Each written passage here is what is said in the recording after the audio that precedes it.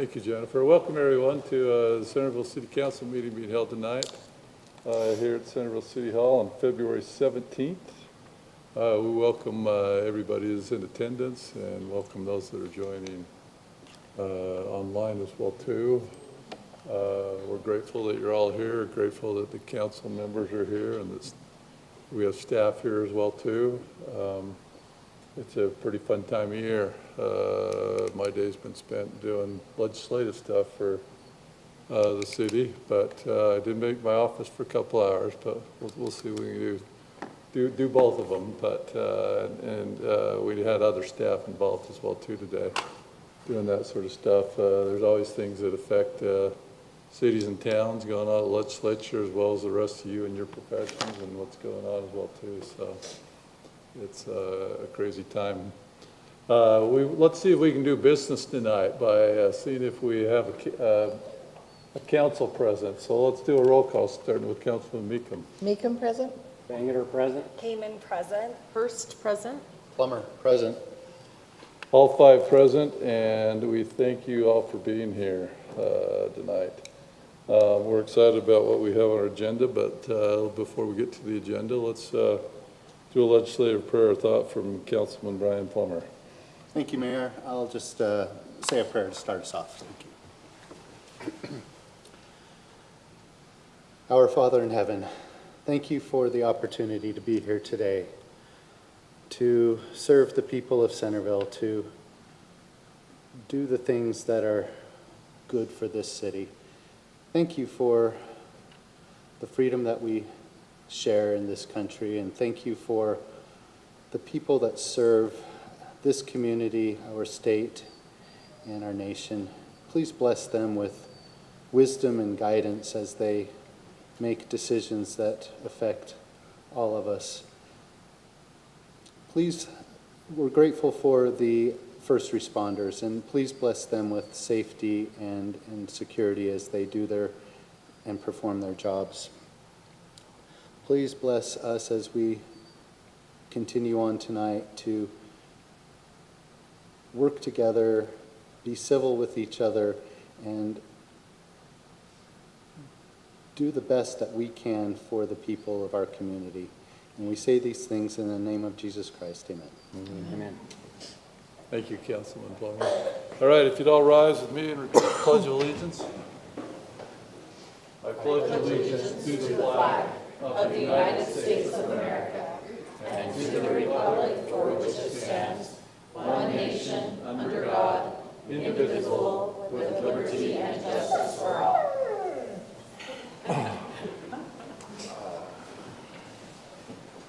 Sounds like we had a dog doing the pledge with us. That's wonderful. Well, we're excited. Let's do the open session first before we do our presentation. So this open session is something that we allow members of the public to comment about things that may be on their mind. We'd like you to keep your comments to 2 to 3 minutes. There's many times ideas come from these open sessions, which we can entertain later.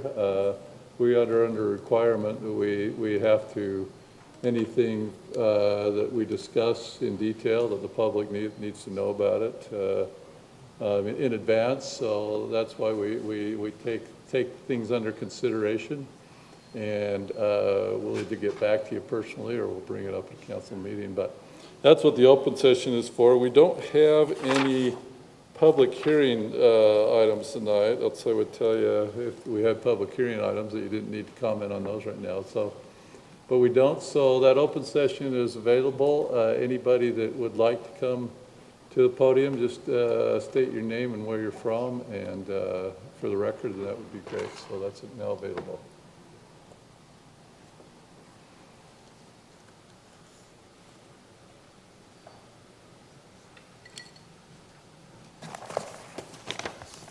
Hi, my name is TJ Riley and my wife Talia Riley.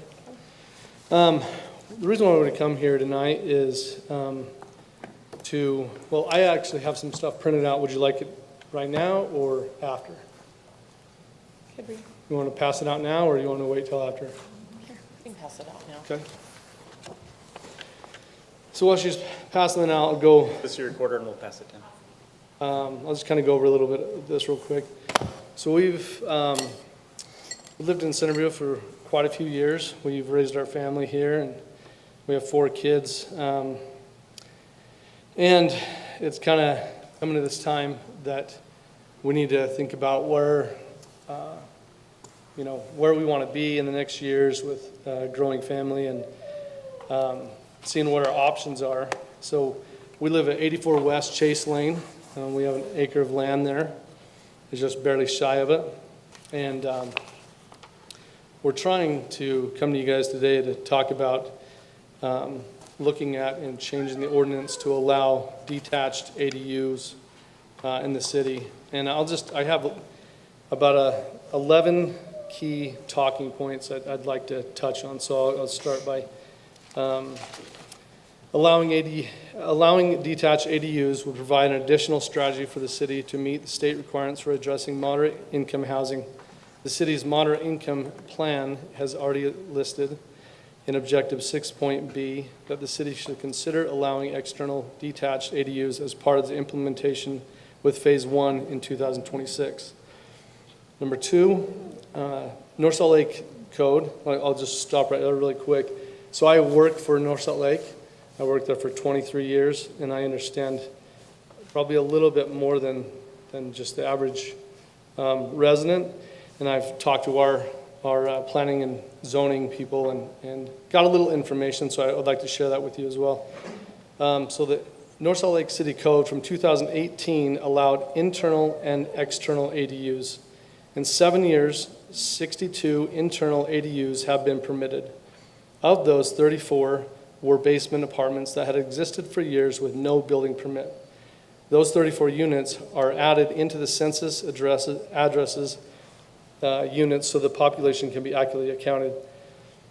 Only 4 ADUs have been built out of 8,468 dwelling units. There are a total of 68 ADUs, which is 0.07 of the total housing units, averaging about 8 units per year. External ADUs accounted for. Number 3, Centerville has 5,786 housing units and would likely to add ADUs at a similar or lower rate.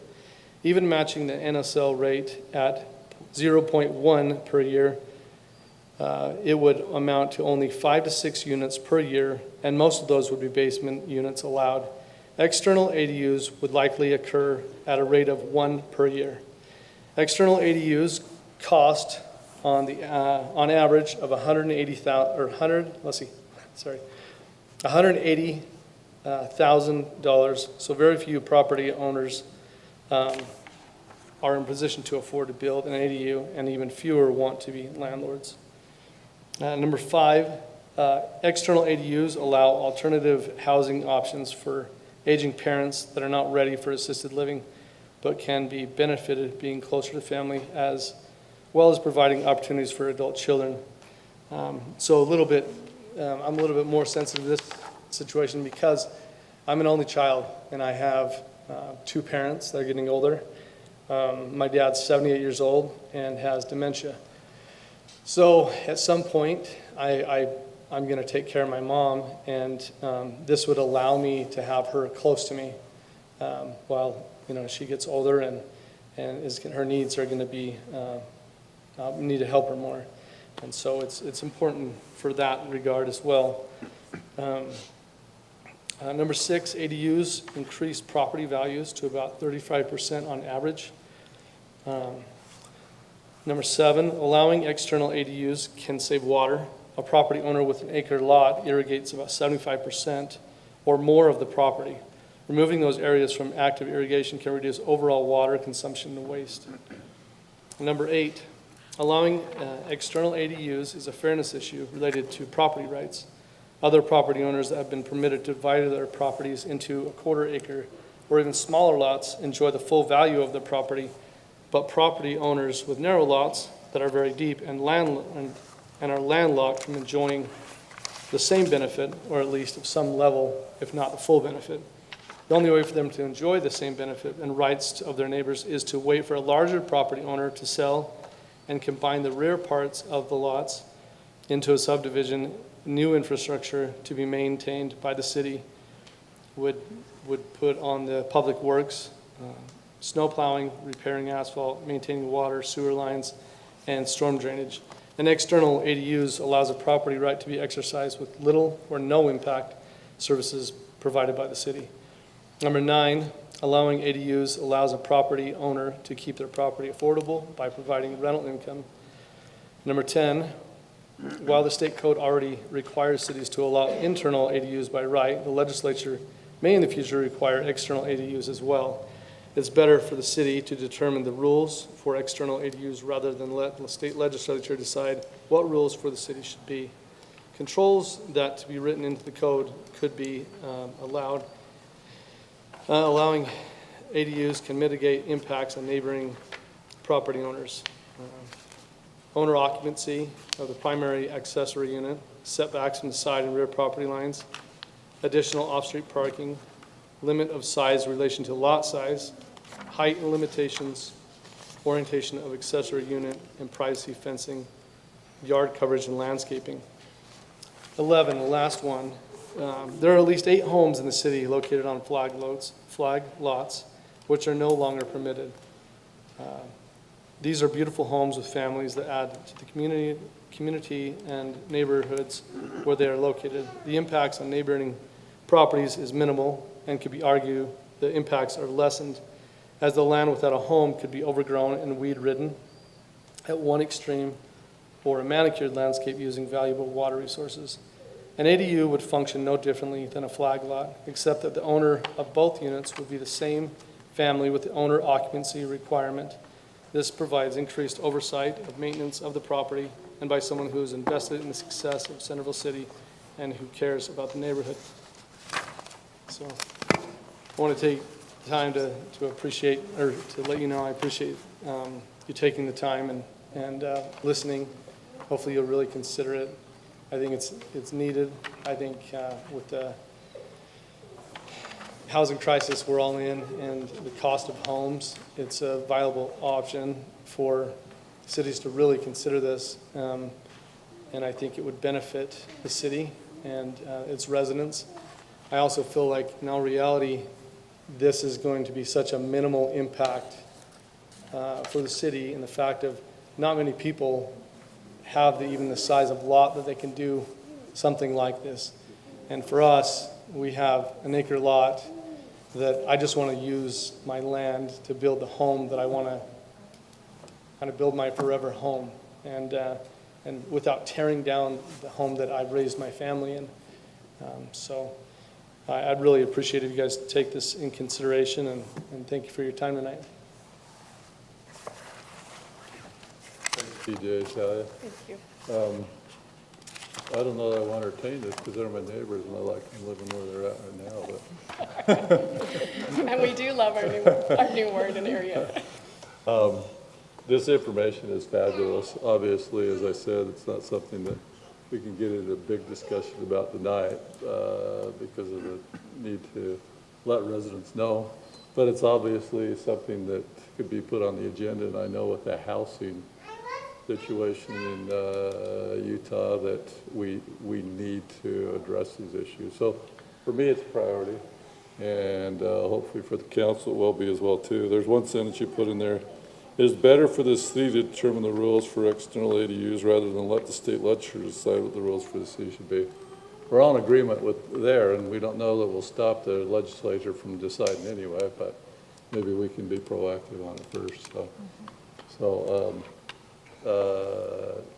any quick questions without? Very well done. Excellent presentation. Great points for us to address. And we do have the general plan, which we're currently in the process of updating. And this will be very helpful for us to consider adjustments there. Thank you. Thanks for your time. I just want to say Centerville's our home. We've been here for a lot of years and we love it. And as we've been looking for houses to leave, I don't want to leave Centerville. And so we're really grateful for you guys considering that. Thank you so much. And Mayor, they lived in my neighborhood before yours. So. I know they did. Because we talked about it. So we'll take them back. So, thank you. others for the open session? All right, if not, we will go to our presentation. We're excited about this. We have a recognition of retirement for Debbie Harvey, and we're going to turn it over to the chief. All right, Debbie, come on up. Okay, so today I've been pondering on school crossing guards and their importance and the difficulty in finding quality crossing guards that, have a lot of longevity to them. And it got me thinking as well about the nobility of the work and the kind of person it takes to go out, morning and afternoon and literally place themselves between the children and the cars and do so without much recognition at all, right? Because you're only interacting for the most part with kids. And often, And drivers. And I was going to say, oftentimes, frustrated drivers who have placed higher importance on their commute than the safety of children. And so, yeah, this nobility of being a crossing guard and just the selflessness of it. So, Debbie has been with us since 2014. 2014-ish, I would say around there.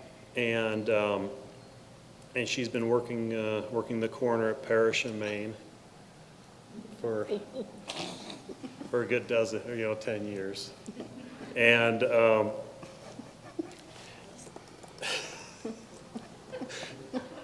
that one for Robin's sake. Anyway, no, and I just want you to reflect back to, the time you've had, and one of the things that struck me is you have the opportunity for many of these children to give them their first good morning, the first have a good day, and kind of their first kind of send them off onto school, good know. So, I thank you for all your years of spending, your time sacrificing yourself at times for the sake of the children. And so we've mounted a little bit of, so we got a certificate here, recognition, along with one of our shoulder patches and one of our challenge coins. And there's 4 characteristics we have on a challenge coin around the outside. It's guardians, honor, character, and nobility. So I just want to highlight that nobility part today with you. Thank you, that's beautiful. Yes. So while everyone's here for you. This is amazing. Okay, so I think we need to get a few pictures. Is that okay? For sure, Absolutely. you betcha. And if I didn't mention, she's retiring. I think I may have. I should have started with that part, but it was implied, and maybe you caught on to that part. Okay, here you go. I think we start with the council and then we do a mob scene. People. Okay, let's come on up here. Okay. I get it. All right, council, we'll come on up. Dun, dun, dun. Wow.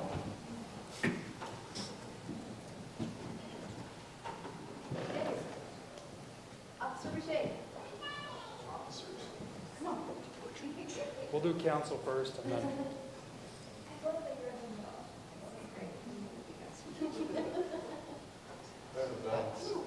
Stand in the middle there.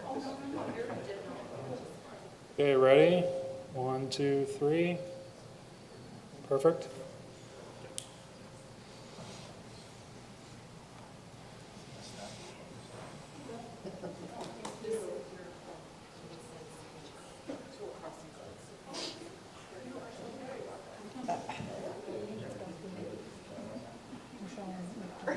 Okay, ready? 1, 2, 3. Perfect. All right, Terry. Terry, come on up.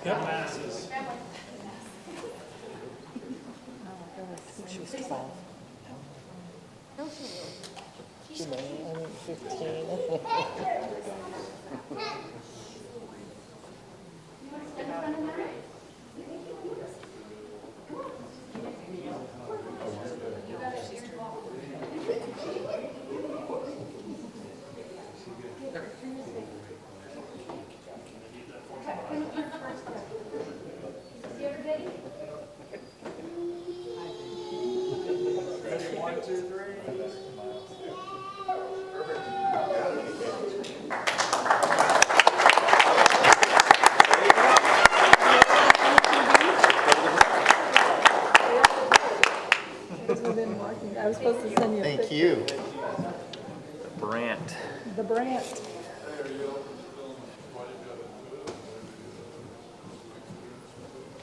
I said, Bob, how'd you get my name? She says, I got bored looking in the baby name book. You want me to do it really quick? Yeah. Yes. The Brant. I'm like, it's very Yeah, just make them come back. Oh. Do I need to move again? Am I looking at you? I was getting Debbie back up because I wanted to keep the attendance throughout the meeting. No, what I'd asked her to do, and she was willing to do it, is tell us why she got into it and an experience or two that was a highlight for her. Well, when I first moved to Centerville 30 years ago, I was in dentistry, and I did that for many, many years. And then when I decided to retire from that, I was like, what am I going to do? I mean, I'm on Festival of Trees, and I've done that for 22 years, and it's my first love. But then I asked my daughter, who was a crossing guard for Centerville, what should I do? And she goes, Mom, come be a crossing guard. You have summers off, holidays off, weekends off. And I'm like, oh, okay, I will do that. And so then I became a crossing guard, and I was at Centerville, and then I was at Ginny P, and then I started working the corner, and it was just so rewarding to be able to help the kids get to school safely. Because if you know the corner over by Wells Fargo, it's a nightmare because people just don't stop. And many times I could have sat on a car. They got that close to me. But I would rather be me than the kids. And so I really hope that this program will continue and that Louisa is amazing to help with crossing guards. She's our hero. She's amazing. So things that have happened to me over the years, I think more than anything is when I see these little kids out and about and they don't know my name, but they know I'm the crossing guard, and they will say hi to the crossing guard. And that's so rewarding to me. But now I'm ready to move on, and we're going to travel and do Festival of Trees. Wonderful, So, but thank you. It's been a wonderful opportunity. wonderful. Thanks again. Thank you.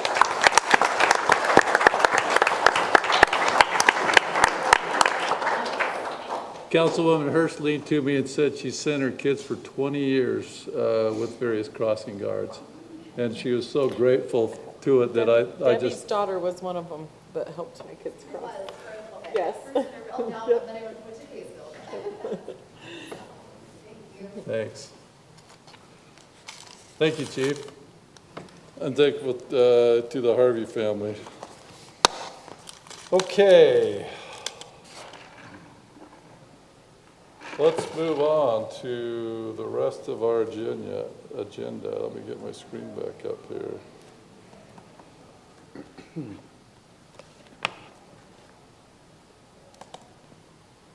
All right. So the first item on our agenda, business item, is discussion on the cemetery update. So in establishing our discussion on this tonight, I want to point out two things. There's going to be the discussion of what we have done in regards to cemetery and what we can discuss with the public as far as the bond and as far as some of the options we have pursued. And then there'll be another discussion which we will go into at the end of the meeting a closed session to discuss and update council members about various properties that we have looked at for the cemetery. And that's something that under law that we can go into discussion over acquisition of potential properties. So I just would ask the council members, as far as discussion of those certain properties that we've looked to purchase, that we will discuss those in the closed session. So my introduction to this may be a little bit longer than I normally introduce things. In your packet, you have quite a bit of information. As I went through it, you'd have all the documents there for the bond, that sort of thing. I went down and found something that I'd put together. I couldn't believe that this was dated Mayor Wilkes, additional cemetery space information on 10/1/2020. So that's been a few years. But I was elected in late 2017. And so I started my term in January of 2018. And starting early in 2018, these are some things that I and various council members did. I met with the mortuary to talk about doing a joint venture. They were expanding their mortuary operations and didn't have the money to spend at that time to do a joint operation. I originally met, and then I brought in Councilman Ince and Bruce Cox to have discussions with the Fruit Heights city manager and their cemetery committee about a joint venture on cemetery space in their city. They had plans and concepts drawn and written up. Fruit Heights determined that they didn't want to proceed with it at that time. Also, interest in that concept was divided by the Centerville City Council.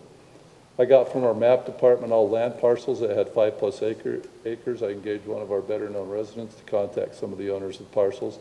Of the 3 or 4 that he contacted, they wanted to use their property personally or develop it for the allowed purposes on these parcels. I also contacted many of those property owners about the availability of their property and received much of the same responses. In the estate planning world, some estates benefit for income tax and estate tax purposes by gifting property, and especially appreciated property. A letter was sent out to these property owners, signed by myself and all the city council members at the time, about the gifting of their properties for cemetery purposes. One owner had some interest in that, but was hopeful that something else could be done with other properties they owned. I formed a cemetery exploratory group with a dozen or so resident staff and 2 of the city council in around November 19. To discuss. From that, one idea from that group was the concept of the LDS Church selling their ball fields, as this was happening in some areas of the world. Centerville has 2 such properties in our city. I contacted the LDS Church real estate department, and at this time, neither of those properties were for sale. They put a note on those 2 properties that if they were ever for sale, that Centerville would have interest in them. Another idea was to do something such as Fruit Heights did and obtain some federal land. I had Congressman Stewart's office ready to move on that. We needed to identify the land. The problem with this concept is that the federal land is on the east hillside, and in many areas between where developed land presently ends and the federal land is privately owned land. We're presently exploring the option of access through land owned by Bountiful to some federally owned land. And then I also contacted the Farming City Mayor as they were running tighter on cemetery space about a joint venture with them. He got back to me, and it appeared that there was not much interest from them on doing that presently. And then since that time, the bond was passed in November of 2021 to allow the city to spend up to $7 million on cemetery pursuit. That was a vote by the residents to allow the council to search for that, and the council has done that very diligently through, like I said, through identifying various properties and some other ideas. Now, about a year ago, I was contacted by Tyler Russin, and he and his father-in-law met with me on a couple of occasions, and I brought in 2 council people, Councilman Summerhays and Councilwoman Hurst, about a discussion about some development of property up on our 160 acres that we own on the hillside. And that was later brought to the council in a work session, if you recall, council members, about, and also brought to staff about that possibility, and that was discussed extensively. At the time, it did not appear, and I don't want to put words in anybody's mouth, but it did not appear that there was interest in necessarily pursuing that we wanted to potentially pursue other properties for purchase, which, like I said, we will discuss those in a closed session. And then the last part of my note here was just some of the things that residents commented on. Allow the portion of the existing cemetery for extremely small spots for cremation. We have done a couple of cremation spots at two of our cemeteries, or two of our parks, at Island View Park and at our cemetery. I guess this cemetery is a park too. Somebody asked about city-owned property on the hillside. Some people said no cemetery, just facilitates particular custom. Cremation in Utah is not keeping with other states. Lakeview Memorial Park in Banno has 40 acres, many of which are undeveloped. Creation of a cemetery in some of our existing park space. No new cemetery space, and layer of dirt over existing cemetery space, thereby going too deep. So have I covered everything that some of you, not old council members, but veteran council members, have I missed anything that we've talked about in my time? And maybe, Councilwoman Mika, maybe you had something that you guys discussed before my time that I'm missing as well too, that may be in these notes as well too. But that's my long introduction to what's happened so far in my time with potential additional cemetery space. So did I see a hand from you or No. from Robin at all, or Councilman Meekum? So that's my introductions. Councilman Banger. Okay. I'm the new council member, so I was not in on those discussions. Mayor, could you just clarify, I believe from what I read, it sounded like in consideration of the property the city owns on the hillside, that there was extensive discussion about it. There was. And you indicated that there wasn't interest to move forward. I thought it sounded like there was interest to explore some geotechnical aspects of that property to see about the viability of the soils to accommodate it. We did not give the city engineer approval to do that. Am I right or wrong? Right. Yeah. We did talk about that, but we didn't give approval. We talked about it, but we didn't, there were too many other issues that we decided we didn't want to waste that money on.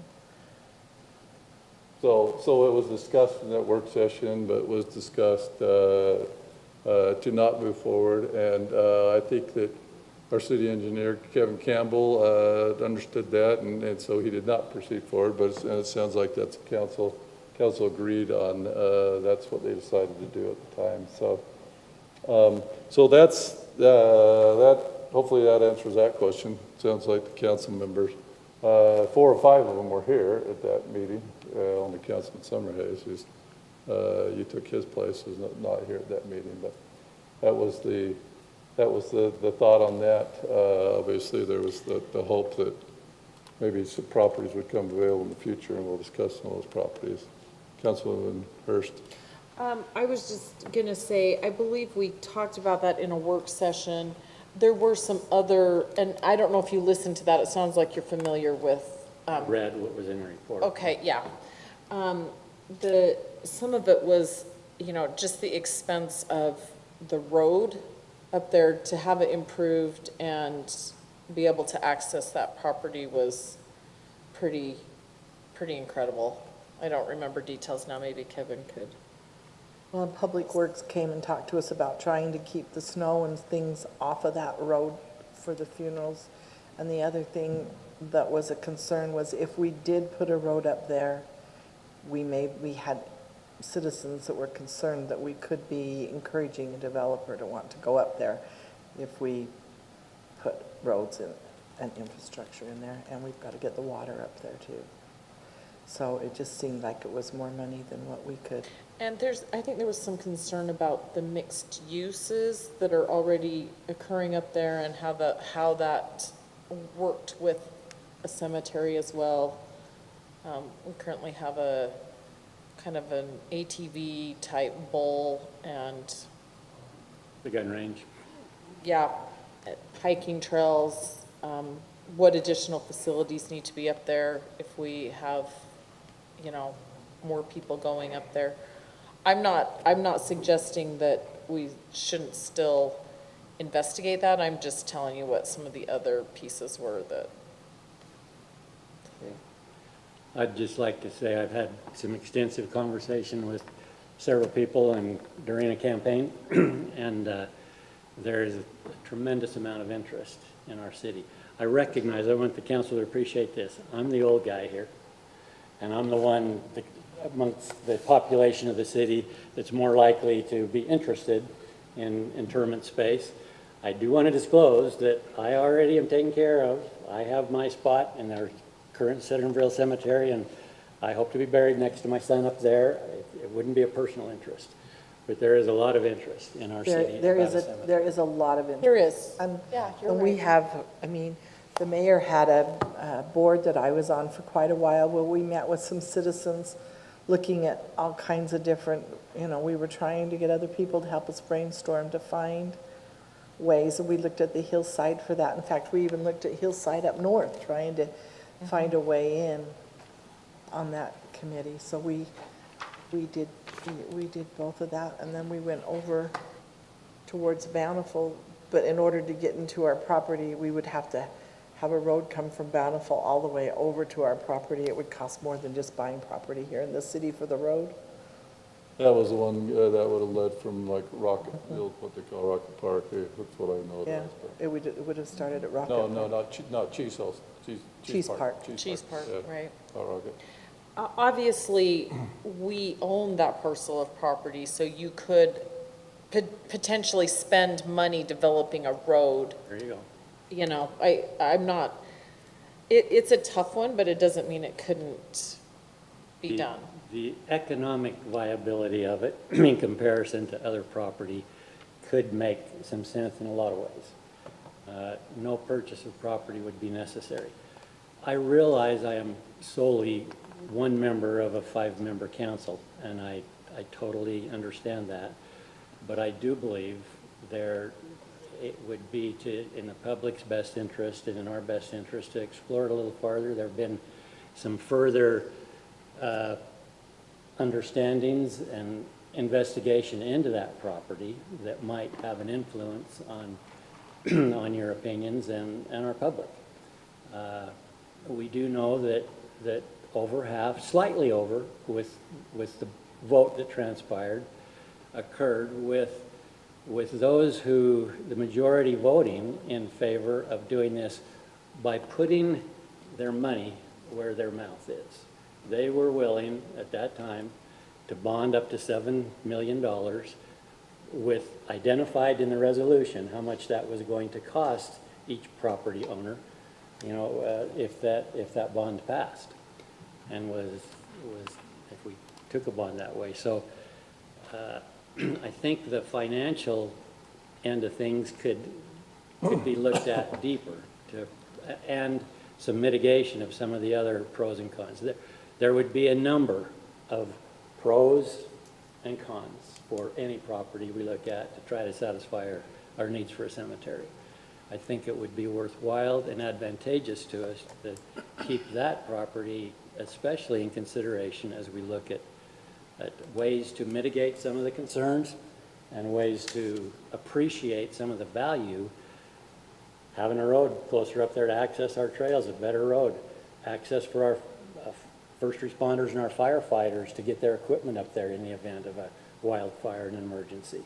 Having water available that high on the hill, if we brought resources to it for a fire truck to resupply his pump tank. There are advantages beyond the cemetery that road extension could contribute to the well-being of our city. I just hope that we can can further discuss that as we address options for that. Well, I think it's, I agree with a lot of what you've said, Councilman Mengeter. I appreciate it. It is ironic, though, that we are tasked with this and how important the cemetery is to so many people in the community, and yet there was a sentiment years ago that it wasn't the business of the city to bury people. And so we missed out on opportunities that were adjacent to the current cemetery. And so here we are tasked with a very difficult proposition of where to place a second cemetery. Truly, in my opinion, and I've done some driving the last few days just to kind of prospect where a cemetery would go. This is truly the most the most advantageous place for the cemetery is where it's at. And I feel like and I've proposed it a few times, but have had pushback about Island View Park being the expansion for the cemetery, and that there would be some sort of fee or some sort of cost there because of some deed restrictions on that property. But I feel that I have some concerns about with moving development further up the mountain, that it would lend to some of those situations that Councilwoman Meekum mentioned, which are things that I'm currently, I just feel that we need to not be promoting any type of development up there that would give developers a cause to think that they can start putting residential developments up there. And a cemetery would be something that might be that impetus for starting that trend. And so I would have some concerns. We didn't rule it out, but I feel like we did put it on the back burner because the report from the city engineer was a little bit real as far as the quality of the soil. I think that was and I think that we would get the report back and it would tell us exactly what we already know, that it's very sedimentary, that there would be likely a lot of fill that we would need to bring in. But that's why we would need the geotechnical report, because then they can provide, some suggested options for how to mitigate potentially how that would work. I'm not opposed to doing some geotechnical investigation. I just think along with that, I'd like to see, I know we roughly, Kevin and I kind of back a napkin, kind of talked about cost of the road. There are some significant issues to overcome with the road. It's more than just where the property is located. Well, we did what Councilman Bangeter said. We had, and I don't know exactly, and I probably shouldn't say, but we had so many properties we'd identified as might be an option. And we did the pros and the cons for each one of those properties. And we had several that we felt like had a lot more pros than that did. I would say doing with the public cemetery is probably tied with people don't want the hillside touched. And so those would probably be the two #1 things if you went out into our community. People want a cemetery and they don't want anything higher on the hillside. So people would be very concerned if we get a road up there.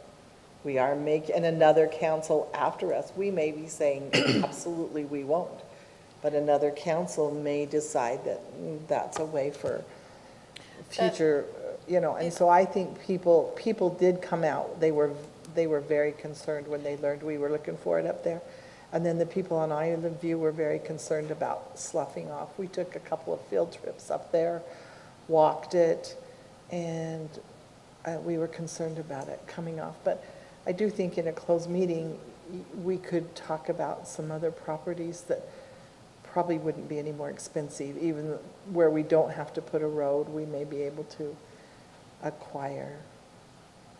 So Can I also, I mean, I think there could be a potential discussion of, most of the property in that area is either, quite a bit of it's owned by the city, but I can see one private owner, and then there's, like, we've got Dual Creek Irrigation Company. I mean, there's a potential that we could consider like a hillside policy, you know, to protect or make sure that we protect something that I think is also just as important to many people in the community is our residents love the hillside and they want that kind of protected. And so is there a way to do both? I guess I would be willing to have that discussion and see what staff could present to us as far as how do you kind of maintain that. It's kind of a treasure that we have right now, and you know, it doesn't seem like most people want to see that hillside developed now, but that's, I think Robin brings up a good point, that it could always change depending on what's down the road. We won't can't always- find another city council, so Right, even if you we, can't even if we pass something that we think's gonna protect it, that doesn't I'm mean not that another talking city about passing council. something, I'm talking about creating some type of legacy up there that is, you know, whether that's a trail system or some other things that would help to kind of keep that how it is now. And may I comment? Yeah, I'm done, I'm sorry. I appreciate those insights.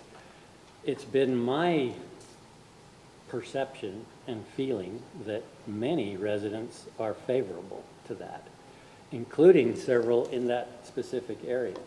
Okay. And I think there are some positives. There's the fact that the cemetery could be a fire barrier and a fire break below the fire break road, could identify some of those things, which is certainly in their best interest, and would even help with their insurance rates. Okay. And I don't see it as something distracting from the beauty, the openness, and the wonderment of our foothill. I am very, very supportive of protecting our foothills. And I think many residents can see that as an enhancement to our foothill, not a detriment, not an invitation for development. And again, that can happen. The developers can push that all they want to us or any other council, whether there's a cemetery there or not. That is not going to be a determining factor that the council, that the city can't still control and have a bearing and an effect with. And might I offer, Mayor, I don't know, there are some individuals in our audience tonight, one who is a professional at doing cemetery work, and I visited with him on the hillside. That view, that setting, that opportunity is magnificent up here. And he, while he's not an engineer, has a ton of experience with that kind of property. He's an excavator. May we have him take just a minute or two, Mayor, and address us about I that? will in a moment, but I first want to preface it by this, okay? You're talking about Tyler Rustin and his father-in-law, Robert, who were really helpful, and I met with them on a couple of occasions. And I've seen the maps, and those maps were given to Kevin Campbell, those maps were given to Brent Hanson, those maps were given to other council members.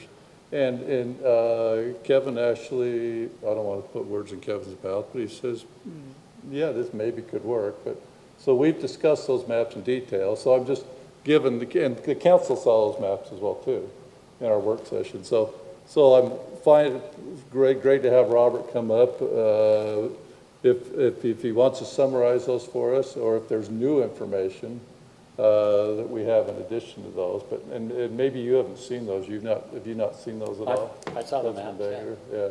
So I don't know if is there more information, come on up, Robert, is there more information to add to that, or to what we have on those maps? Come to the pulpit and Just introduce yourself, so for the record. So I'm Rob Vandegrift, and I was asked a little over a year ago just to see if this property is even feasible, viable for a cemetery. I did not know. I was asked by Tyler Russin if I'd go up there with him. And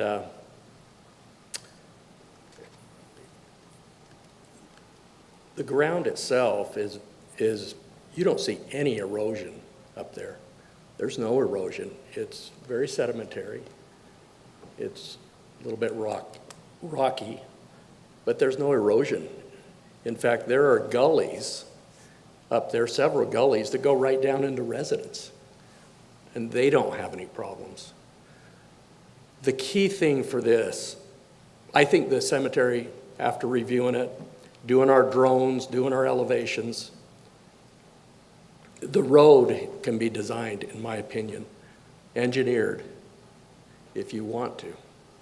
It can be engineered to give us less slope, make it wider, do retaining.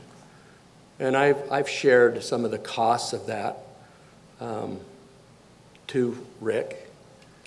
Did you get that email? I did. Okay. Yesterday. Just, some really close costs on this thing, but it has the potential, in my opinion, to be one of the most beautiful cemeteries in the state because of the setting. Now, the engineering, if the soil's passed, it's a matter of how slopey you want it. It's digging into the one side of the hill, raising up, and you could have the cemetery be similar to the Centerville Cemetery in slope, maybe a little more. But we set drones up there and set elevations because I didn't know. And I put it all on paper and a map, and we did a little fly through with a rendition. And I think it has a lot of potential. The ground is stable. I would be surprised if it's not. I did talk to IGES, one of the bigger soil engineers in the state, and they know that ground, and they think that they'd be surprised if it wouldn't work. So, but it's thinking outside the box. It's different. But just in my opinion, it could be an unbelievable cemetery. So I don't know if that's. That's helpful. Could we ask Kevin, as far as like a geotechnical report, can you give us some thoughts on what that would entail and how many holes they'd have to dig and? While Kevin comes up, like I said, I met Rob and Tyler a couple times before I brought in council members, and they gave estimates of what they thought the road would cost, but he said, don't hold me to it, and so never talked about those amounts. And that's getting down into the weeds and authorizing staff to pursue this, to really get what those estimates are, and maybe Kevin will address some of that as well too, what Councilwoman Hurst just asked. Okay, so, yeah, as far as the soils, they'll probably be very similar to what we're experiencing up at the tank site. Typically, they're very sandy, gravelly, there's probably some rocks. But in general, the hillside is very sandy. Up at the tank, we used, in order to stabilize the slopes, we used some gunite or shotcrete while the tank's being built. If you've been up there, you'll notice there's a few inches of shotcrete. So that's a technique. That what kind of got sprayed up the hillside? Yep, exactly. Okay. And so that's used in order to, those sandy soils, they like to slough off. Sometimes the erosion is not there when you have vegetation. But then when you cut in a road, like you'll see the road going up does have erosion. Because when you denude a site, then you can kind of introduce possibilities for erosion. So in general, I think if we got a geological hazard study, they might find some minor faults, they might find a fault, but does that make it so you can't build a cemetery? Well, probably not. You can't build a habitable structure, but geotechnical study is probably going to show that you've got soils that have been there for over 30 years, so they're consolidated and they're not considered fills. They're going to be native, natural soils that have consolidated over time.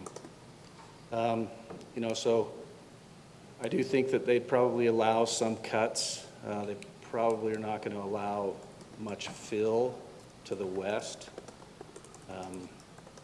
That's probably not something that where you have some steep slopes. They're not. So again, terracing, how much can you terrace? How much can you cut and fill? And then in the end, like how much flat area can you get? How many spots can you get? But yeah, that's would be my take initially on the soils from what we've seen on projects in the hillside. Do you dare hazard a guess, especially with maybe some of your experience with the tank site, just because that's recent? Could you hazard a guess to what it might cost to do that geotechnical study and maybe provide a conceptual, you know, is it possible to do it? I know we talked about that maybe so, but with conceptual, could we come up with some type of cost estimate that would be more?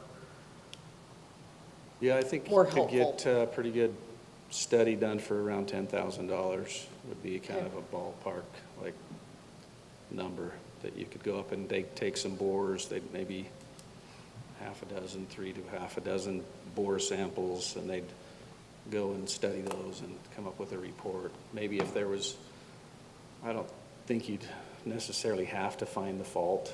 I mean, that's maybe something they would look for, but there could be some trenching that could be done to see if you could establish where the fault lines are at. Kevin, if we did that, I know I talked with Brand, our city manager, on this as well too. Is that the first thing you do, or would there be other process we should do before spending 10 grand on doing that study?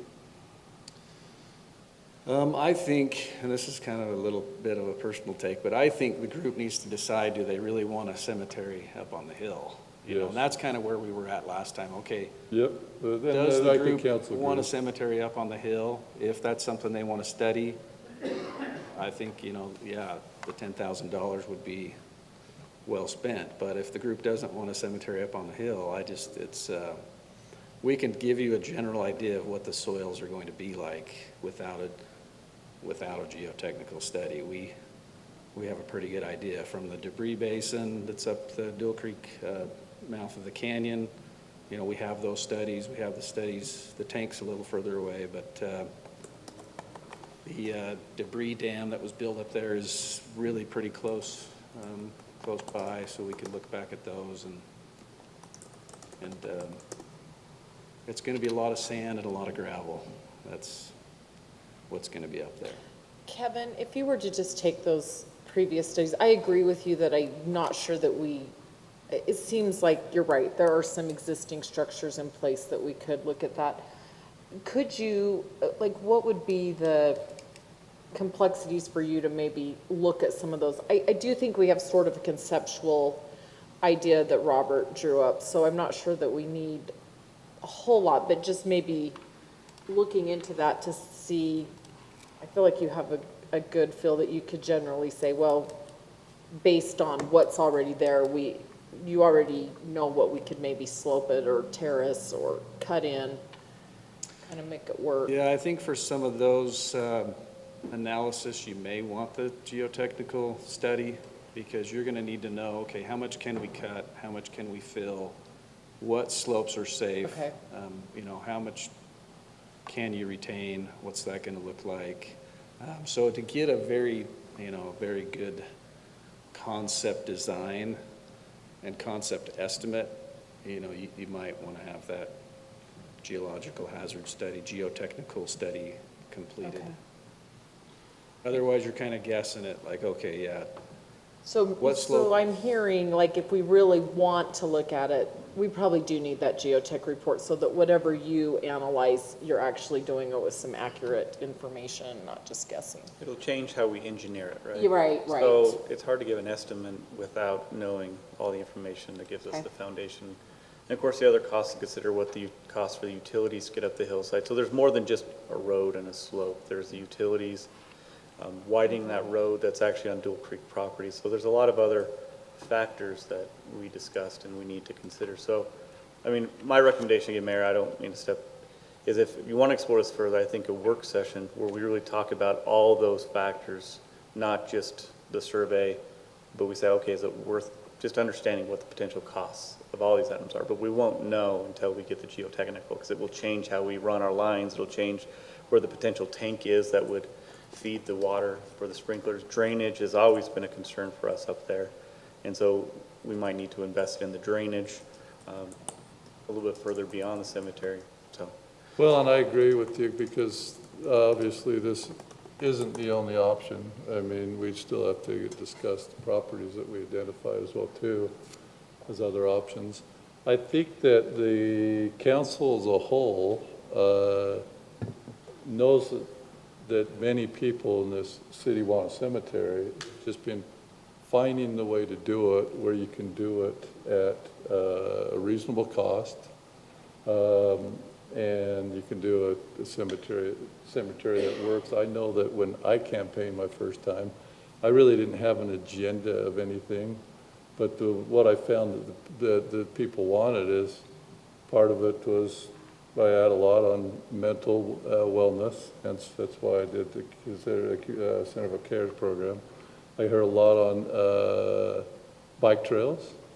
I heard a lot on pickleball courts.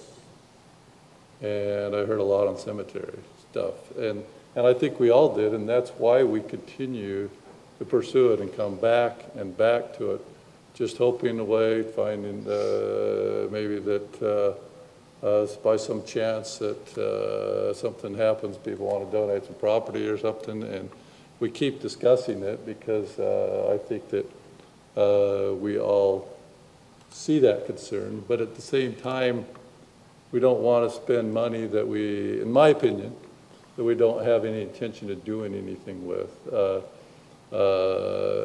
look at that same property, and there was a study done on a bike trail that we paid somebody to do when I was running for office, and we didn't do anything with that study that came out of it. So if we go that route and we discuss these other options from closed session, we have a work session, and we make that determination of, hey, do we want to spend 10 grand or more?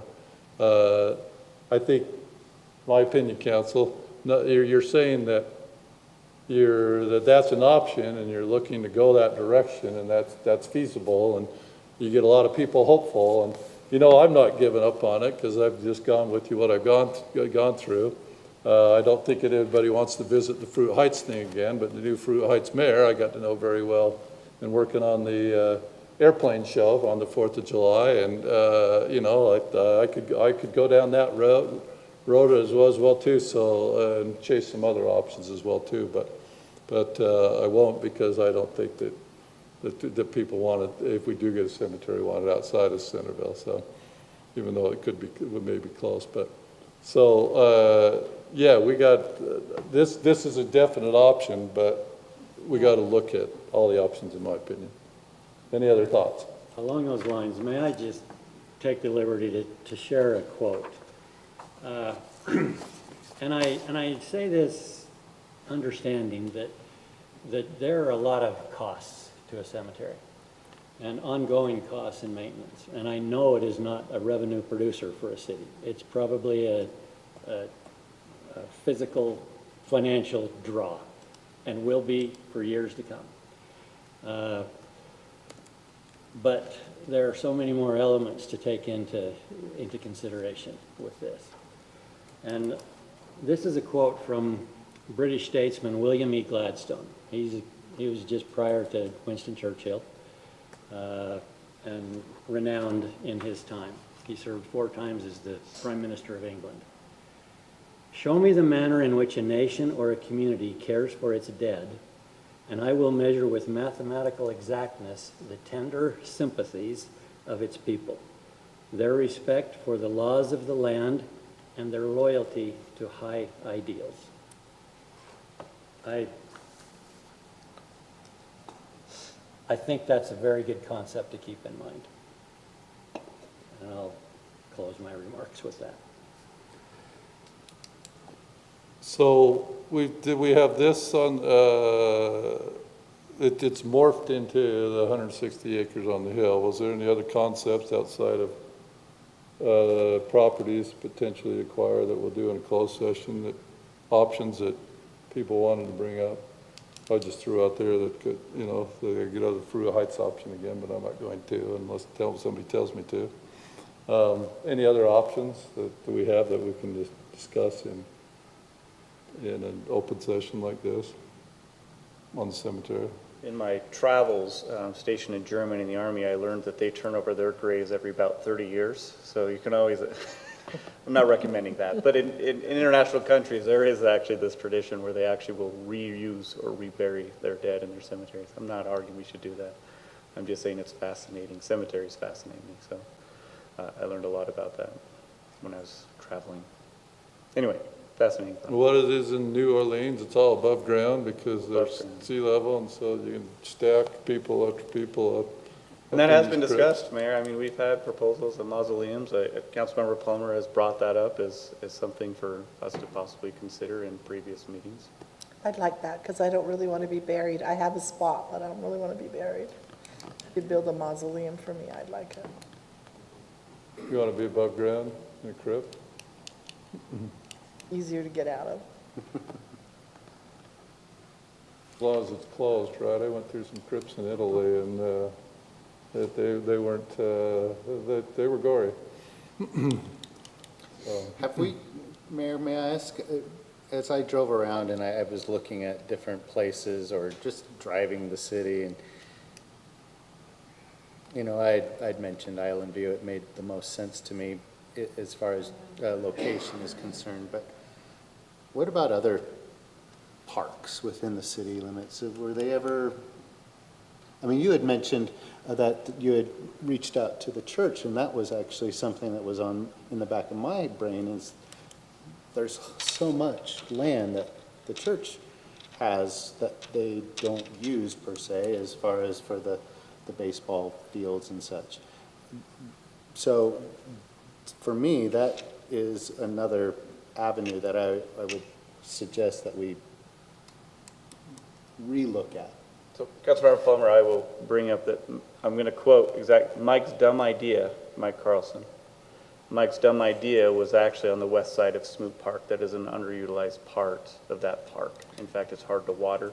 So when we were having these meetings, so yes, other parks had been considered, Smoot Park, west side, as one of those potential locations.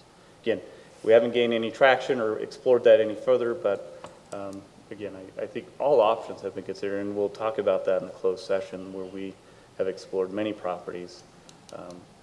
And I've got a sheet that I'll share what the potential cost would be. But anyway, there's other properties for sure.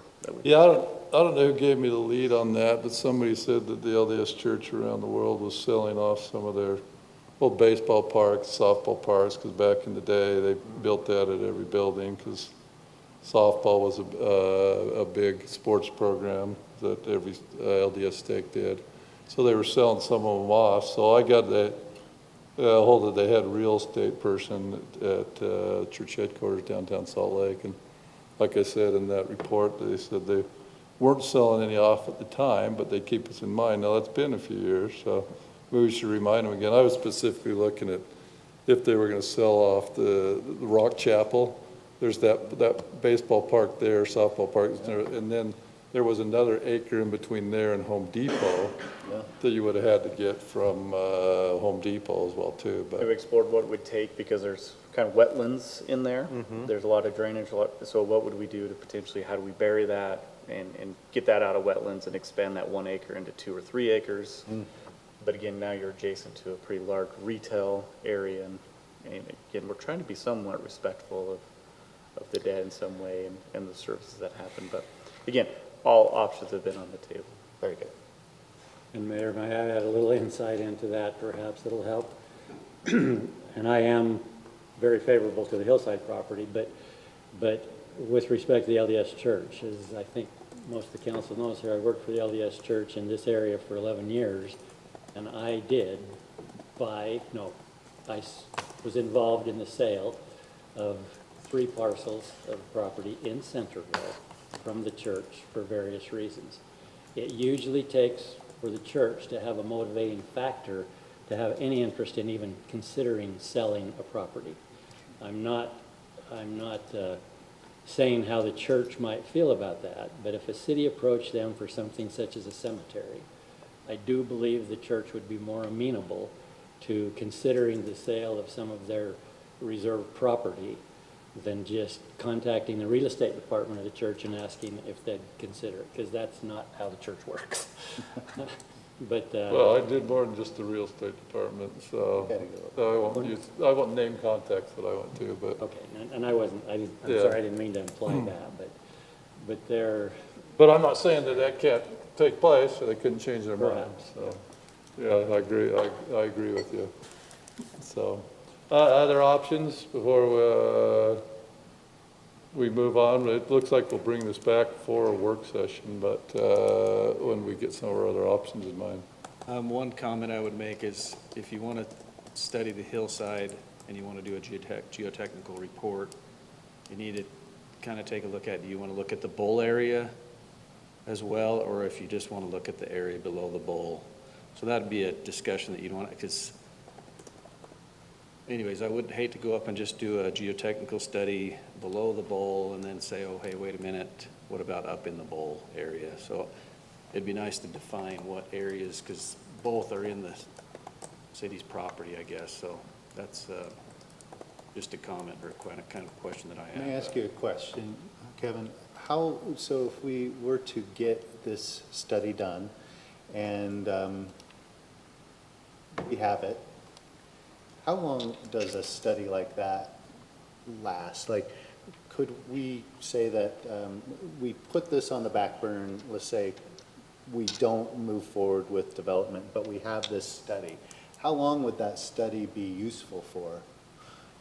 Years, months? It's good for years and years unless someone started moving dirt up there, and then you'd have to maybe restudy it. But if nobody was moving dirt up there, that study would be good for a long time. Okay, Yeah. thank you. So, this is a public hearing matter, but I'm going to allow this gentleman, because he's been raising his hand, to take just a couple minutes really quick, and we'll say this is part of the open session again as well, too. Well, if this is not appropriate for an open session, then Just I'm stay Dennis- where you're from, so we know. I'm Dennis Davis. I live on 1200 North. I have a couple of questions and a comment, I guess. One question is, what is the mandate based on the vote that was taken? What year was that vote taken? 2017. 2017, so 8, 9. Sorry, 21. Okay. 21. Yeah, 21. 21 for I'm the, back to when for I the bond first ran. That was, vote. it was the same year I ran, so Okay. 21. 17 plus 4. I'm a CPA, I'm bad on math. So, But your point is valid in that, even beyond that, we've been looking at this issue for a long time. And so my comment is, let's spend the 10,000 or whatever it takes to find out whether or not you've got a viable option on the 160 acres. 10,000 out of 7 million is little. And my second comment is, how committed are we based on the vote that was taken? I don't know what the terms of the vote were, but does it give us a mandate to come up with a cemetery? Why can't we just say it's just not feasible, we can't do it? Or put it to the vote again? I really think that resources are not going to get any better. That's for sure. We know how much land there is, and unless you go to a different part of the county, some place where they've got land out west, and But then that kind of defeats the purpose of having a Centerville cemetery if it's in Syracuse, you know. So I say let's do what we need to put it to bed. Thank you, Dennis, appreciate it. In answer to your question, the wording, we have it here in our packet, was to the citizens of Centerville, I'm summarizing, want to allow the city council to investigate the potential of a cemetery of, through a $7 million bond. And that's what they've been doing. They've been working hard on investigating options for that. Obviously, a $7 million bond, the residents were also saying that if we decide to put in a cemetery, that we're taking out a bond and their taxes are going up. They're going to pay for that, to repay the bond. So, Was there a sunset on that? There was. 10 years. 10 years. Uh-huh. Yeah, 10 years. And Mr. Mayor, I actually looked this up while we were talking.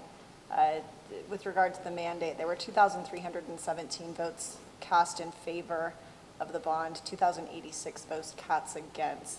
So approximately 52% in favor, 48% against. Thank you. A lot of time on something that is not a really strong issue for the majority of the residents. It's just, it's taken a lot of time and resources for people to do it. Thank you.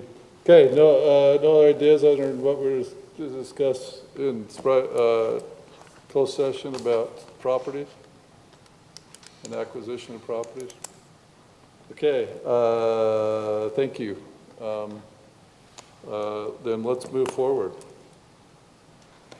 Let's go to item number 2. This is discussion on meeting minutes.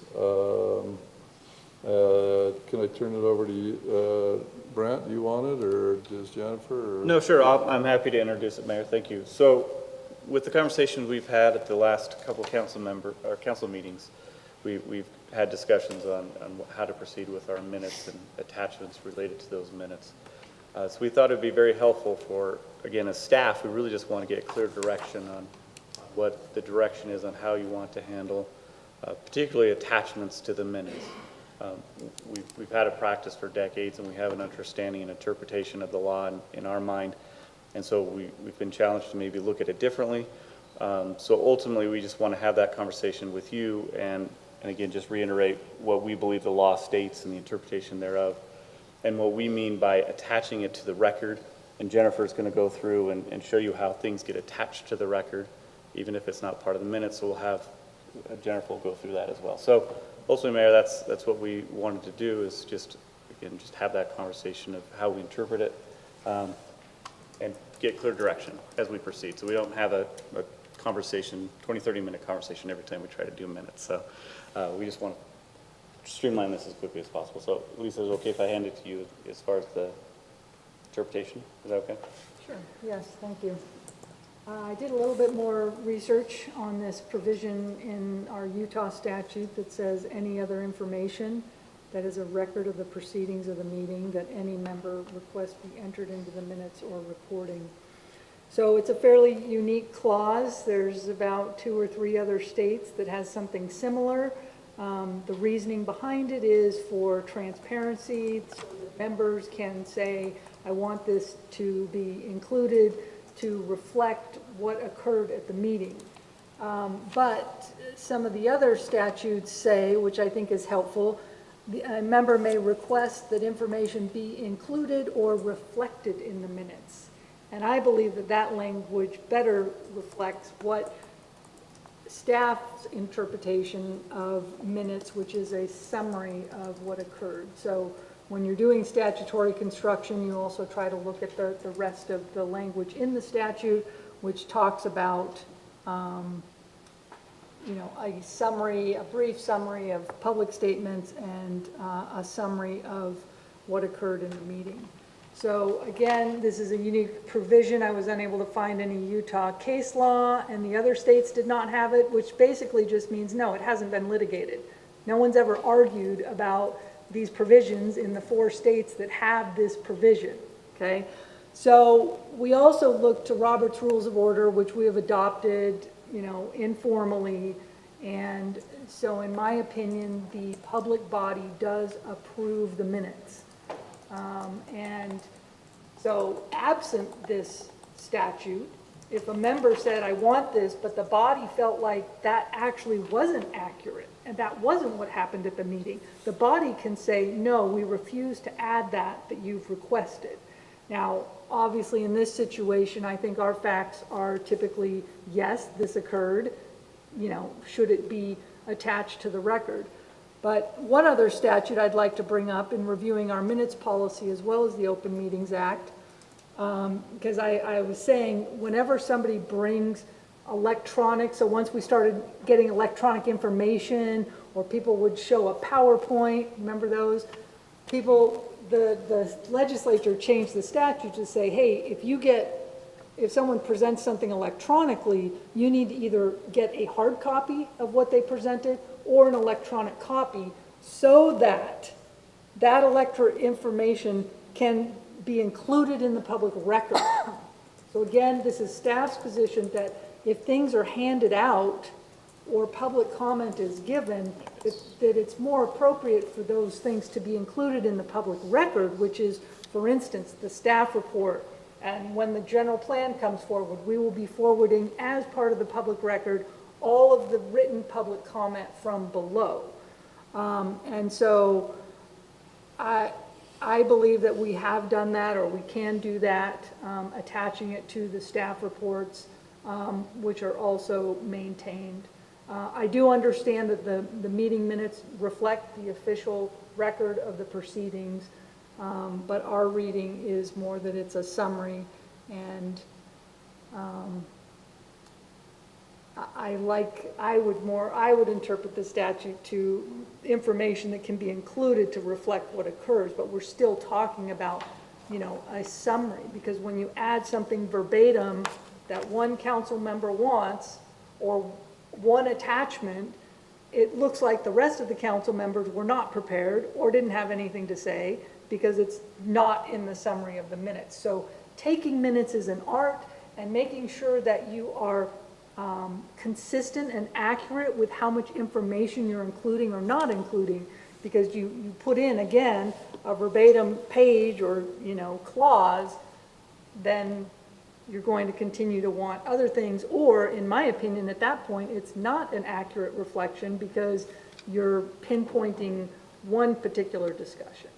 I do agree that our minutes can be more detailed, and I think staff will work towards that to make our minutes more detailed, because the Open and Public Meetings Act not only says that the minutes and the Open Meetings Act is for the purpose of reflecting the vote that occurred, but also the deliberations. That's why we have open meetings, is so that the public can hear your deliberations, meaning how you came to that decision and what issues were you struggling with in making that decision.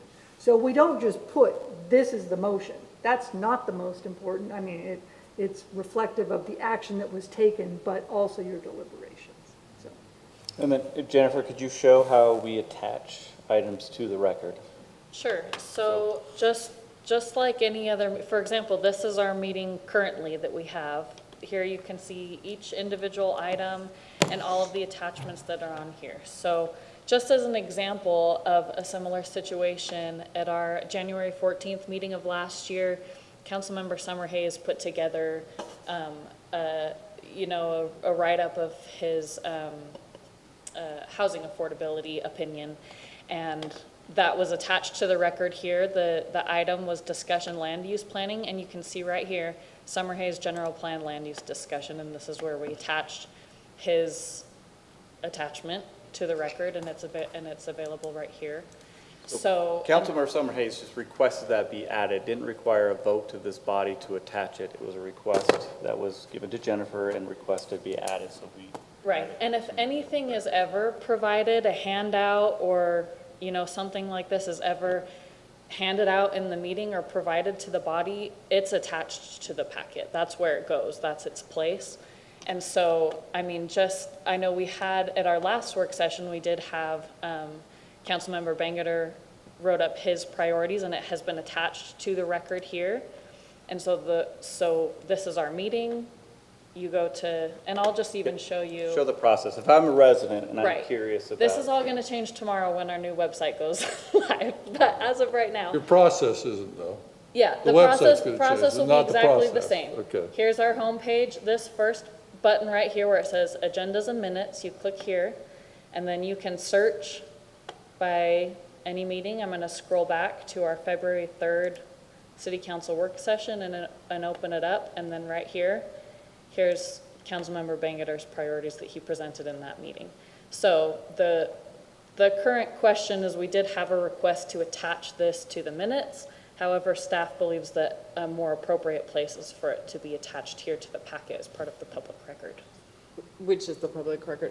Which is very, go ahead. Oh, I was just gonna say, You're good. Jennifer, I wrote down a couple of suggestions, which when you're done, but could I ask, is there a possibility when you're attaching these that we somehow differentiate that this was a written submission that came in? Like I would like to know, like, oh, this is the item that Councilman Bangerter brought to the meeting. I can see that it is his, I can see that Spencer's was his item, but also just say, this is a written submission that was given, so that we know that was not in the actual packet, it came up during the meeting.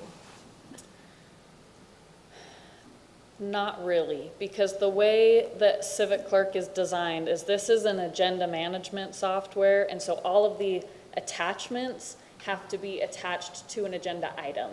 And But so could you- we You could could have a label header. it. I'd label it. Add that Yeah. posted written submission. Yeah, so right here, Okay. this attachment, I could just rename it and put, even in caps before it, I could title it as Something. written handout dash, whatever Yeah. the title is we want to call Just it. just That would because be I fine. think it makes it a little easier for us to go, oh, there it is, that's the thing I was looking for. I just can't do, that- it sounded like you were asking, like, do another, like, bold section No. heading. I can't do that because it has to be tied to the agenda item.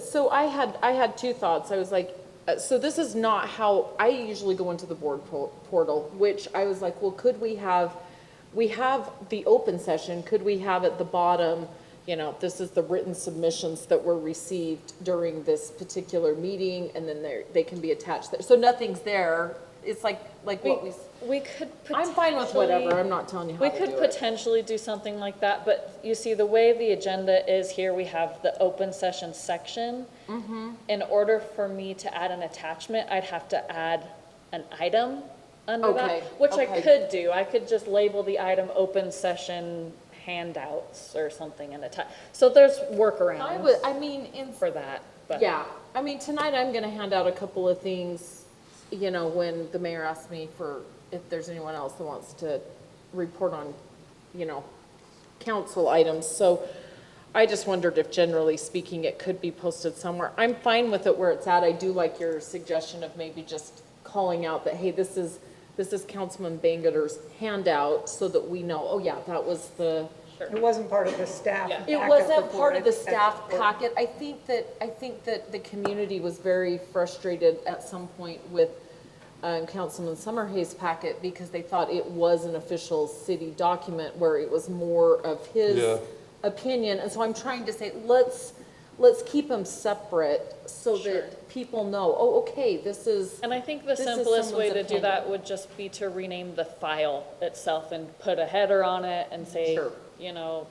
public information handout, and then whatever the title is. Because we don't want it to appear we're endorsing something when the council That's hasn't what I'm voted worried on it. about, is that, and that's one of the things that I said, is that we need to remain neutral in tone, and I think staff has done a very good job of always doing that.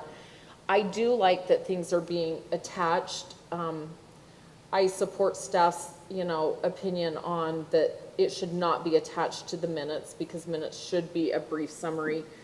I'm okay with saying, for example, this is what so-and-so came to the we have one tonight, right, that should be attached into the public record. So this is TJ and Talia Riley's discussion point in the open session, we have an attachment that the minutes clearly delineate. There was an attachment, but then this is in the public record part, which in my mind is what you just presented. The other thing that I would like to request is when you're doing that in the header, I'd like Councilman Bangerter's to say attached per request from Councilman Bangerter, so that people can see he was the one that brought it and he was the one that asked it to be attached. I think it's important that people, just like with Spencer Summerhays, we'll throw him under the bus because he's not here. So I'm not meaning to, no, but I just, I'm not, but you know. I'm just being funny, but what I'm saying is, he did that, but it wasn't necessarily the feelings of the rest of us. So I don't want it to look like it was all of us that wanted that attached. He was the one that asked it to be attached, and so he was the one. So I did a lot of calling around today, and I called other city recorders, and I talked to one who she said the same thing that you guys are saying, that they do the attachments to the record, not to the minutes. That the minutes is a summary of what happened. So this didn't happen in the meeting. If somebody didn't read the whole thing, that you could, and if they did, then you would summarize it. It wouldn't be. So if somebody wants it as an attachment, I'm great with that. But I think we need to state who requested it to be attached. And I do think for something to be, according to her, for something to be attached, a council member had to ask that it be attached. So she said, we have a council member that would say, I would like this to be attached. But I think that that's a good thing to have put on the top. So like with Councilman Bangerter, he's put that in there, but none of the rest of us, we all brought We all had notes. We all brought them, so we don't want to look like he's the only one that came prepared and the rest of us didn't. So if it says he requested this to be done, people know why his is in there and ours aren't. I slightly, though, disagree with that just a little bit, because I think when I read all of the documentation, if we receive something written, it probably should be attached in the public record, which Jennifer has been doing. So she's been, in my mind, she's doing exactly what I read in the law.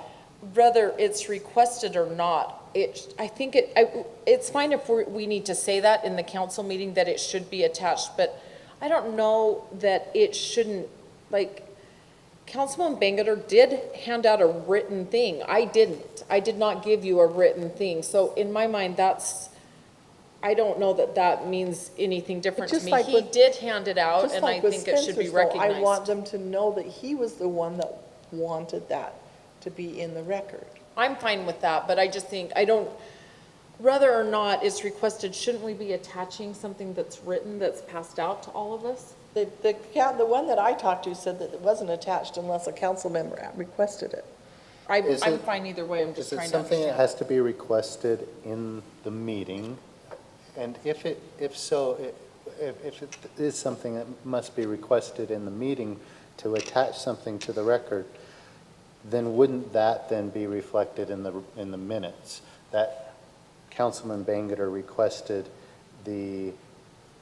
his written statement to be added to the record, or we had a public hearing and the Rileys brought in a written statement that is now going to be submitted to the record. I feel like that would solve a lot of issues, is we state in the minutes that these have been requested in the to be put on the record, and then it goes to the record. I think that legally has to happen, is that if they've requested it, it should be attached to the public record. Only a council member, not the public. Okay. And I'm saying if we've received something written, I think it would be nice if we need to make that statement, let's make that statement. But if I received something written, I would like it attached But again, you into may the not want public everything record. attached to the record, right? So you may not want everything attached. Agreed. And I was gonna comment about that. May I please? First of all, I'm in complete accord with where you're going. That gets the document that was desirable by a member of the body into the public record. It doesn't need to be part of the minutes, but it's referenced and it's explorable easily by anybody who's interested. That, I'm in total agreement with that.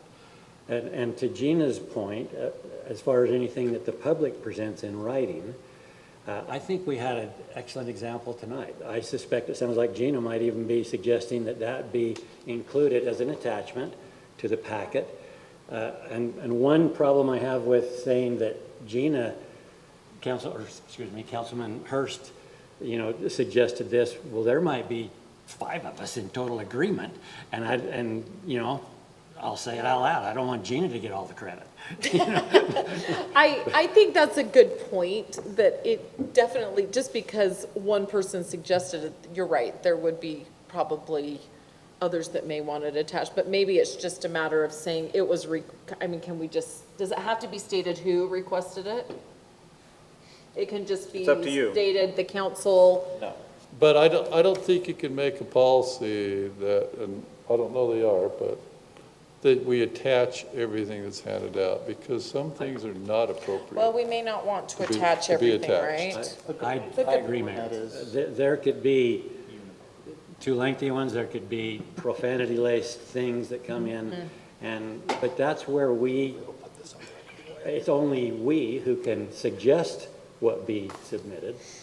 And so it seems like there's some built-in control over that. And I would trust that my fellow council members wouldn't do anything of the sort along those lines. Can I make a suggestion? Sure. In my 2 years that I've been here, I've never seen anybody that has submitted anything that is profanity laced or that would otherwise be You're right. inappropriate or that's overly lengthy. And so rather than stress out about trying to figure out which materials we attach, would we be willing to consider a default policy that says if anyone, a member of the public or council, hands out anything during a public meeting, that the default is that it will be attached in the way that Jennifer has indicated? And we could, of course, have an exception, a veto, where if the council, somebody handed out something that was inappropriate, we could say, but we don't want that one to go on the public record. And then the default would be that it's going in the public record. We don't have to have a debate about whether it's attached to the minutes or not attached to the minutes. It just happens automatically. And if we feel like somebody is handing out something that's inappropriate, we could say, not that one. I love that. That's I would be transparency. concerned about that in the sense that we then are liable to be accused of censorship if we have a default policy. If we just have the option to every session or every council meeting to say, I would like, after the comments are made, to submit this to the public record, then we are taking it case by case. But if we have a default position that says everything gets through except, wait, that, not that, then we are censoring. Well, I would make an agree with argument that the default is not censoring. In fact, the default of allowing everything in is the exact opposite of any censorship. And if we're doing it on a case-by-case basis, we have a much more likelihood of people saying you're picking and choosing, so. But we have that option as a council. We have the right to say, I'd like this put into the record. And I don't have to say this can't be put in the record. So I don't want that to happen. I don't want somebody to bring something that would be, inappropriate and then say, that's inappropriate, we don't want that one. I would rather just say, hey, let's attach all the things tonight. So that I think it's more proactive to say, as a council person, I don't have to, they can't come out and say I'm censoring. If I have a right to say I want it in the record, I say I want it in the record. If I don't say anything, it doesn't go in the record. So I don't think we're putting ourselves in as much of a risk Lisa, what do you think? Well, the Open Meetings Act, I'm not aware of something that talks about anything handed out has to be in the public record. Right. But we do have other bodies. So for instance, with the Planning Commission, we often have applications with an applicant. And if the applicant brings something, or we get written public comment we put that in the record because that's part of what the planning commission used to make their decision. Right. So it's different than just open session at the city council, but our other bodies don't have that. So anyway, staff uses their discretion. You know, as Jennifer's pointed out, we attach things, whether the council had requested it or not, and whether the planning commission requested it or not, but. And I'm okay as long as staff's using their discretion. I trust staff. I think we have a great staff. And I'm If it's all right with relevant to that. the application, if someone comes in and it's not necessarily relevant, then we don't even have an agenda item to attach it to, so, you know. So I mean, that could be it, like, I guess at the open session, if the council member says, oh, I would like that as part of the record, because we don't have something under open session. I mean, I don't know how we.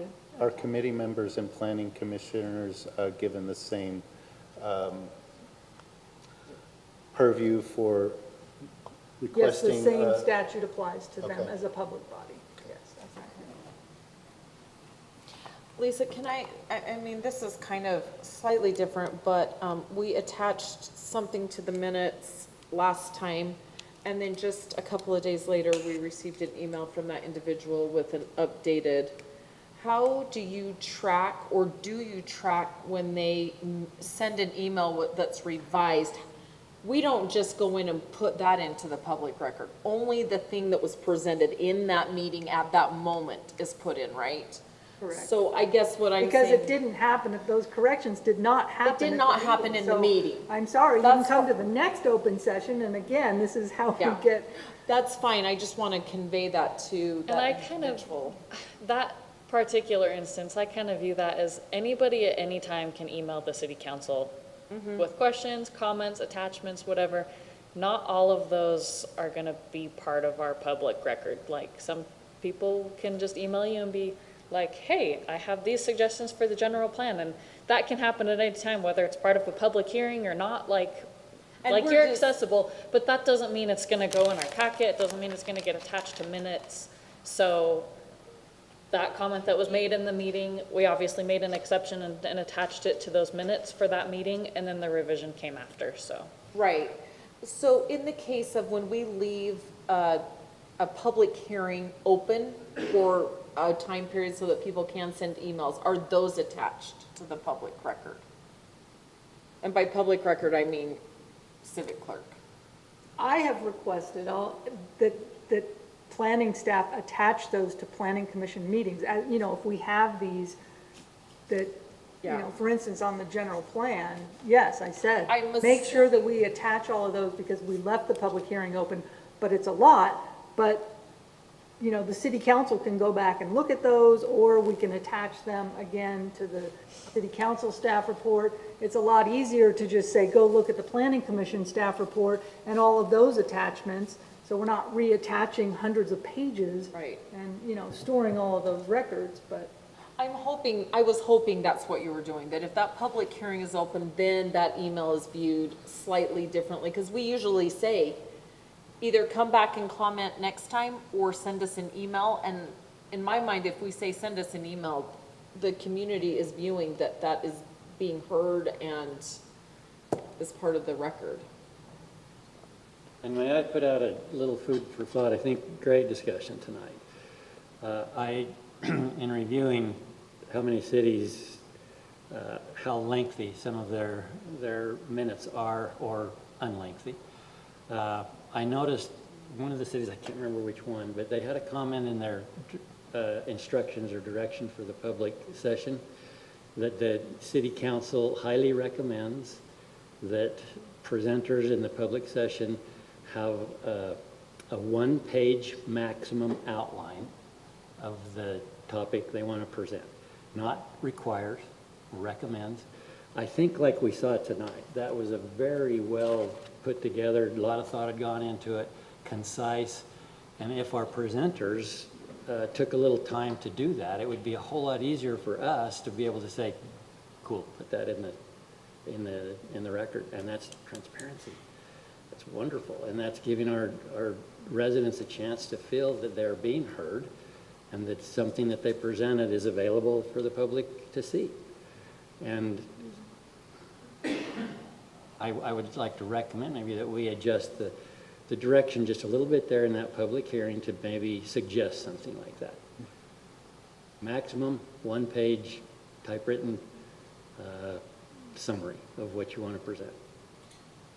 In speaking about the minutes, I know that there's been discussion to include a little more detail. Lisa mentioned that. I think that that's a really important thing. I really think as we're doing that in an effort to keep it neutral, and I would love to see, and I think this happened, Jennifer, the last time when Councilman Bangeter made some suggestions and then you went back and reworked those minutes. I thought you did a really good job of getting kind of the overall viewpoints of the various council members, but maybe that could just be also part of the policy of the minutes is, like, I do want on record, if you're gonna track, you know, oh, well, this was the vote and here's why. This is where, you know, Councilman Plummer felt this way, and, you know, maybe it's multiple council members, or I would like to see that we just get if it's even one sentence. I felt like you did that, but I just wanted to say, I thought that was great last time, and if we're gonna put a little more detail in, I think that would be great if it kind of included, like, this is why council members voted the way they did. I mean, I'm assuming you can usually decipher that based on what we say in the period leading up to the vote. Is that? I think she can just talk, I think she can give a one-liner of the discussion. She can't know why I voted the way I did. I could say one thing and I mean, she can't say, well, Robin voted because she's against this. But she could say, Councilman Meekum said she's concerned about this for this reason. Just summarize maybe Well, what you I said, she can't decide why I voted the way I did. I agree with you on that. That's an important clarification that you should probably, it's probably what you said. Because you can say that you're concerned about something. And then still vote for a it. different way, yeah. Right. Or But it could something like say, that, and I yeah, think that Robin would was be- concerned about this, but she voted yes. I mean, just so that, I mean, lots of times we voted and said, well, I'm voting for this, but I little bit by think that's protest. fine to say, I like what you said, so-and-so's concerned about this, but I don't think you need to go, and then she voted, just, I Right. like how you do it at the end, just this is who voted for it, this is who dissented. All right, so you're we've doing heard, a great job, Jennifer. and we Mr. Mayor, real appreciate quick. you. Great So job. back to Councilmember Banger's, he brought up a proposal or an idea, and I just want to make sure we address it now and solve it now, so we make sure we're all on the same page. So Councilmember Banger has put forward an idea of what added to the agenda. Is that where you would add this encouragement? To I the wouldn't make it a record. requirement. I think a lot of people, when they come to the podium, sometimes if you ask them to do homework, they're not going to come, and then you're not going to hear from them at all. I will share that in previous cities, what we have done is there's a form that would be outside of the council chamber. So if you wanted to speak, you would fill out the form, your name, your address, the idea you want, just a little brief summary, and then you'd actually hand it to the city recorder, and the city recorder would hand it to the mayor, and then the mayor would call the people up saying, here, I'm not saying we need to go that route, I'm just saying that was actually the more formal way that we took in previous cities to We used address to- potentially those topics or getting an idea what they care about, and that would be attached to the record. We used to do that years ago. Used to do that, right, we used to have it outside, right? I've had people ask me why we don't have a sign-in sheet. And there used to be sign-in sheets We used back to in the always day. have a sign-in sheet, and I've had people come and say, there's no sign-in sheet, what am I supposed to do? A lot of cities still track that. I know. I wouldn't mind a sign-in sheet, but while I like what you're saying, I just don't want to prevent anyone from feeling like they can get up and say something. You know, sometimes they're here and they hear somebody say something, Yes. maybe during a public hearing, and they feel compelled to get up. I don't want them to feel like, oh, I didn't fill out a paper, now I've got to go back there and fill it And out. that's why we shifted away from that, right? yeah. Yeah, Because I you did- just I'm want not- them to get not up and even say public hearing, something. Open session, somebody says something that makes somebody else, all they have suddenly have the courage to get up and say something. I want them to feel You know? like they can just get up and And say something. Back where I began, council, I said that we could recommend they do a one-page deal.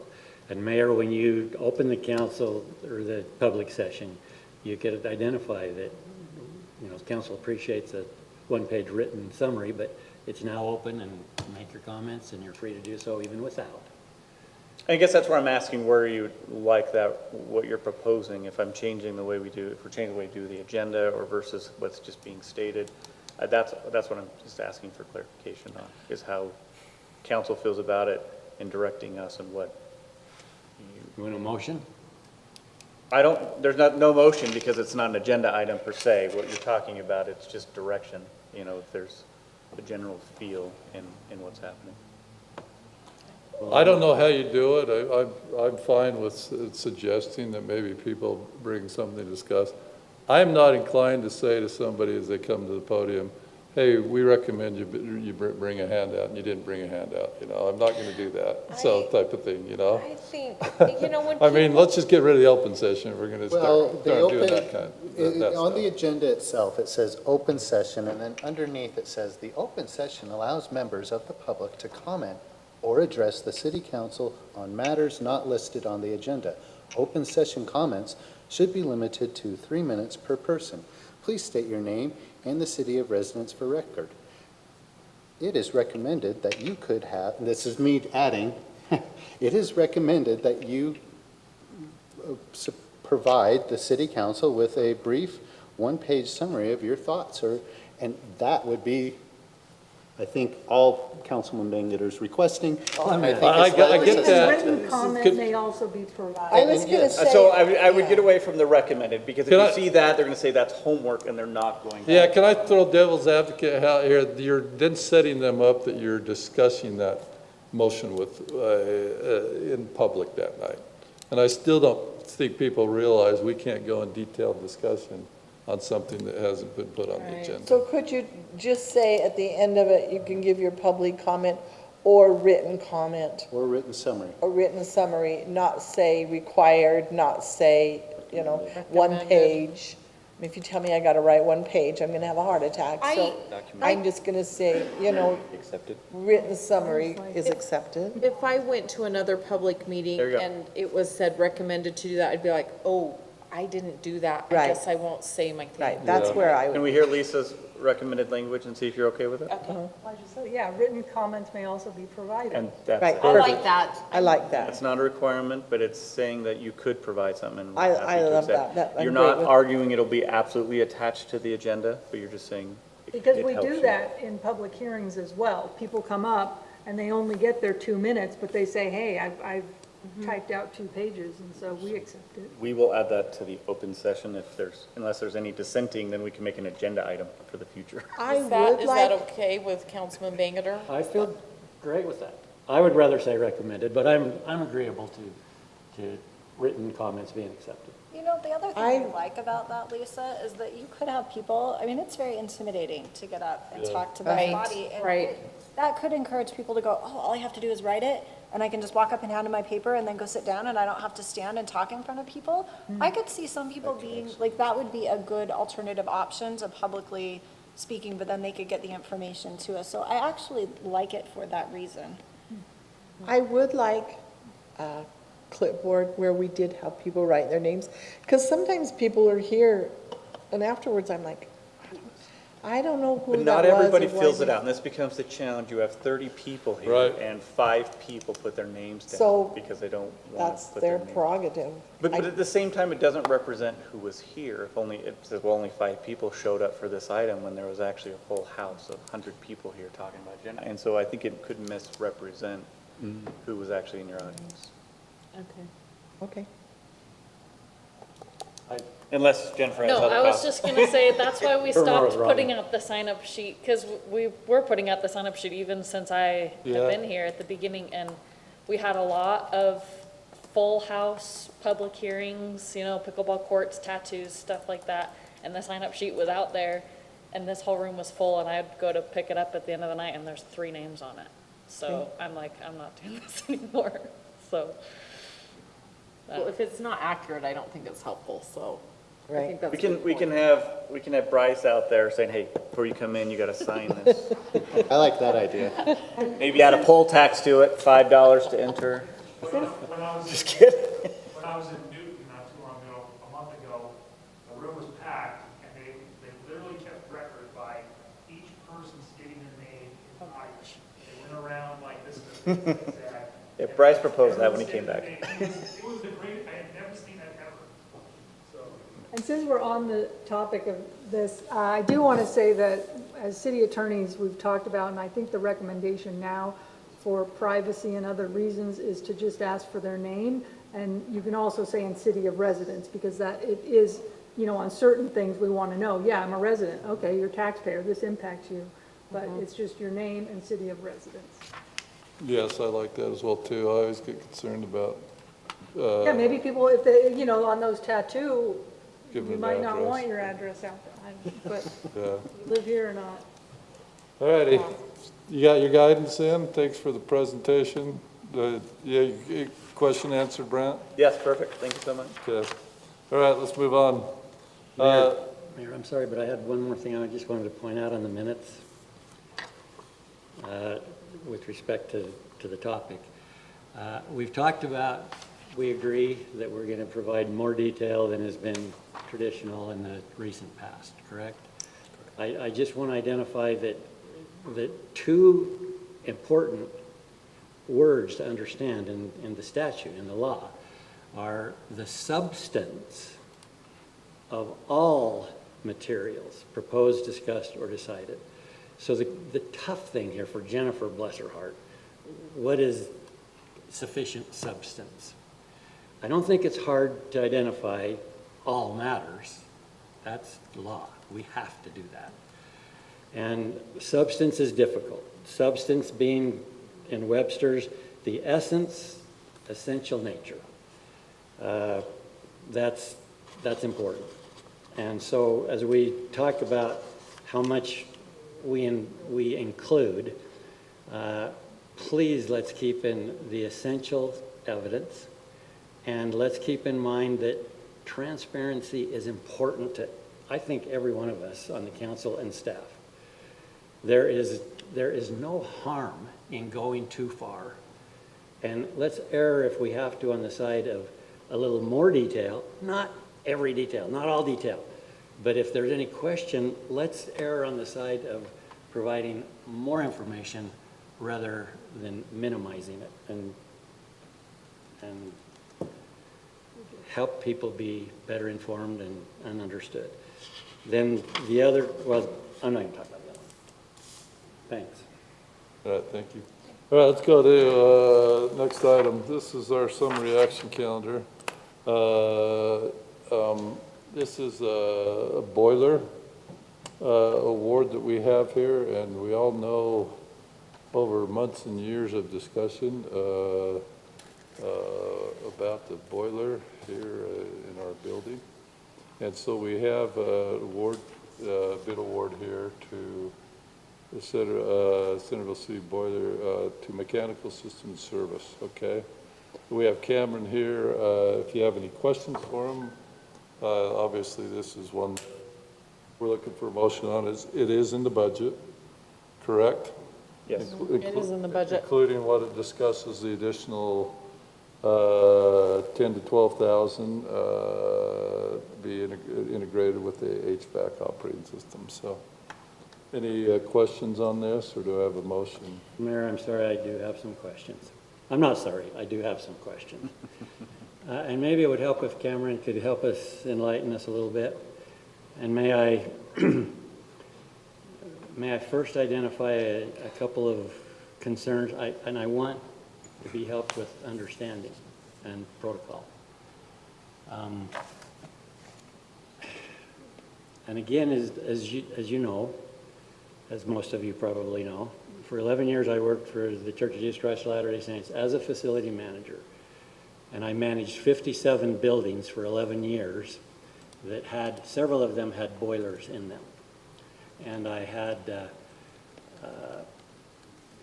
way the church recommended, and I'm a general contractor, and I'm used to the fact that when a project comes up, being oftentimes one who is bidding on projects, other times the general contractor soliciting bids for projects, you know, looking for the best price, the best deal, the most competent individual to do it, and the right company, the right contractor to hire. Okay, So understanding that background, I'm interested in how we went about the process to identify, first of all, Cameron, what the issues were with the boiler, because there are many ways to address a situation with a boiler. There are minor repairs, there are retrofits, there are upgrades, there are complete replacements. And everybody's going to have different opinions. There are professionals in the field that can be hired as consultants without conflicts of interest, not working for a particular mechanical company or whatever, but there are professional consultants who do that for a living. When they come and you have a project as big as a boiler replacement, and they are always going to be 50 grand plus.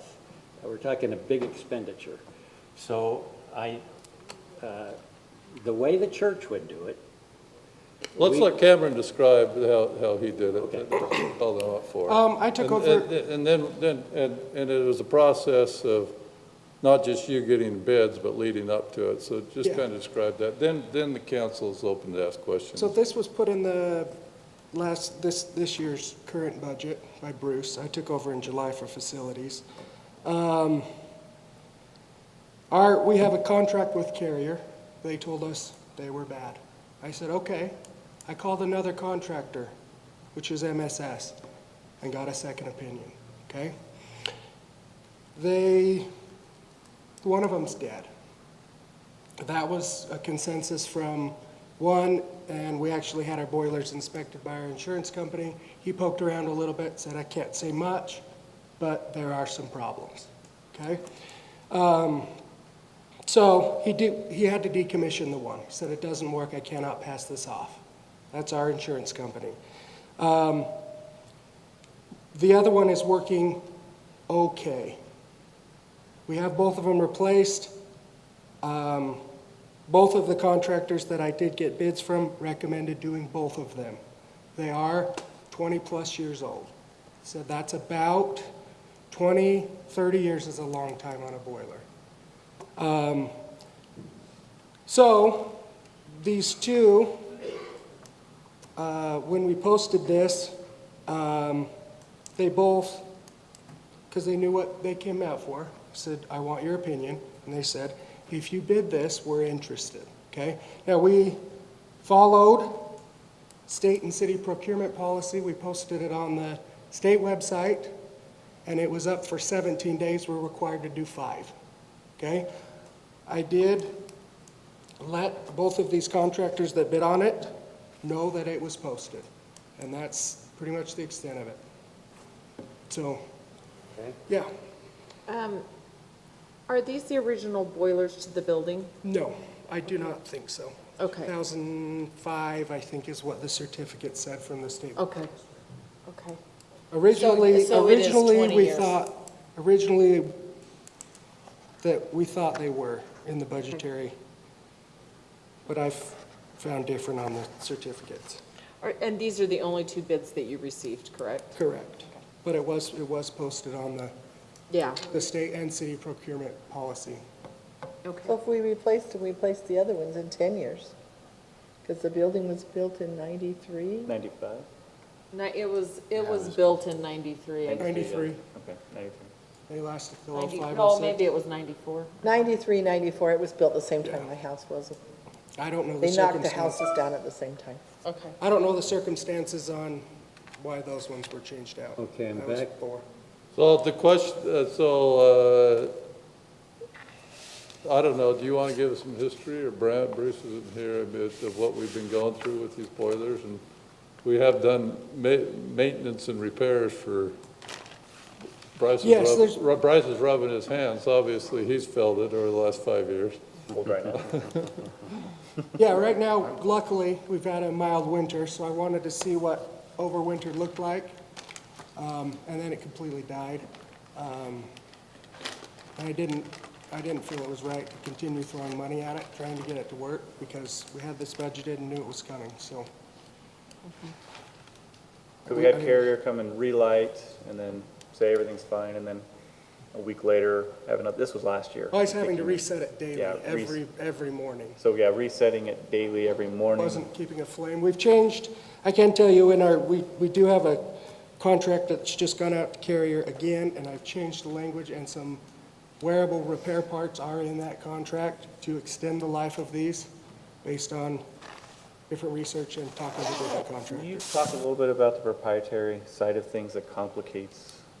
So- Who can potentially work on these boilers and our We system? have in the ceilings dampers that open and close and can provide, I mean, it's essentially one unit that produces the heat, and then it's fed through the building.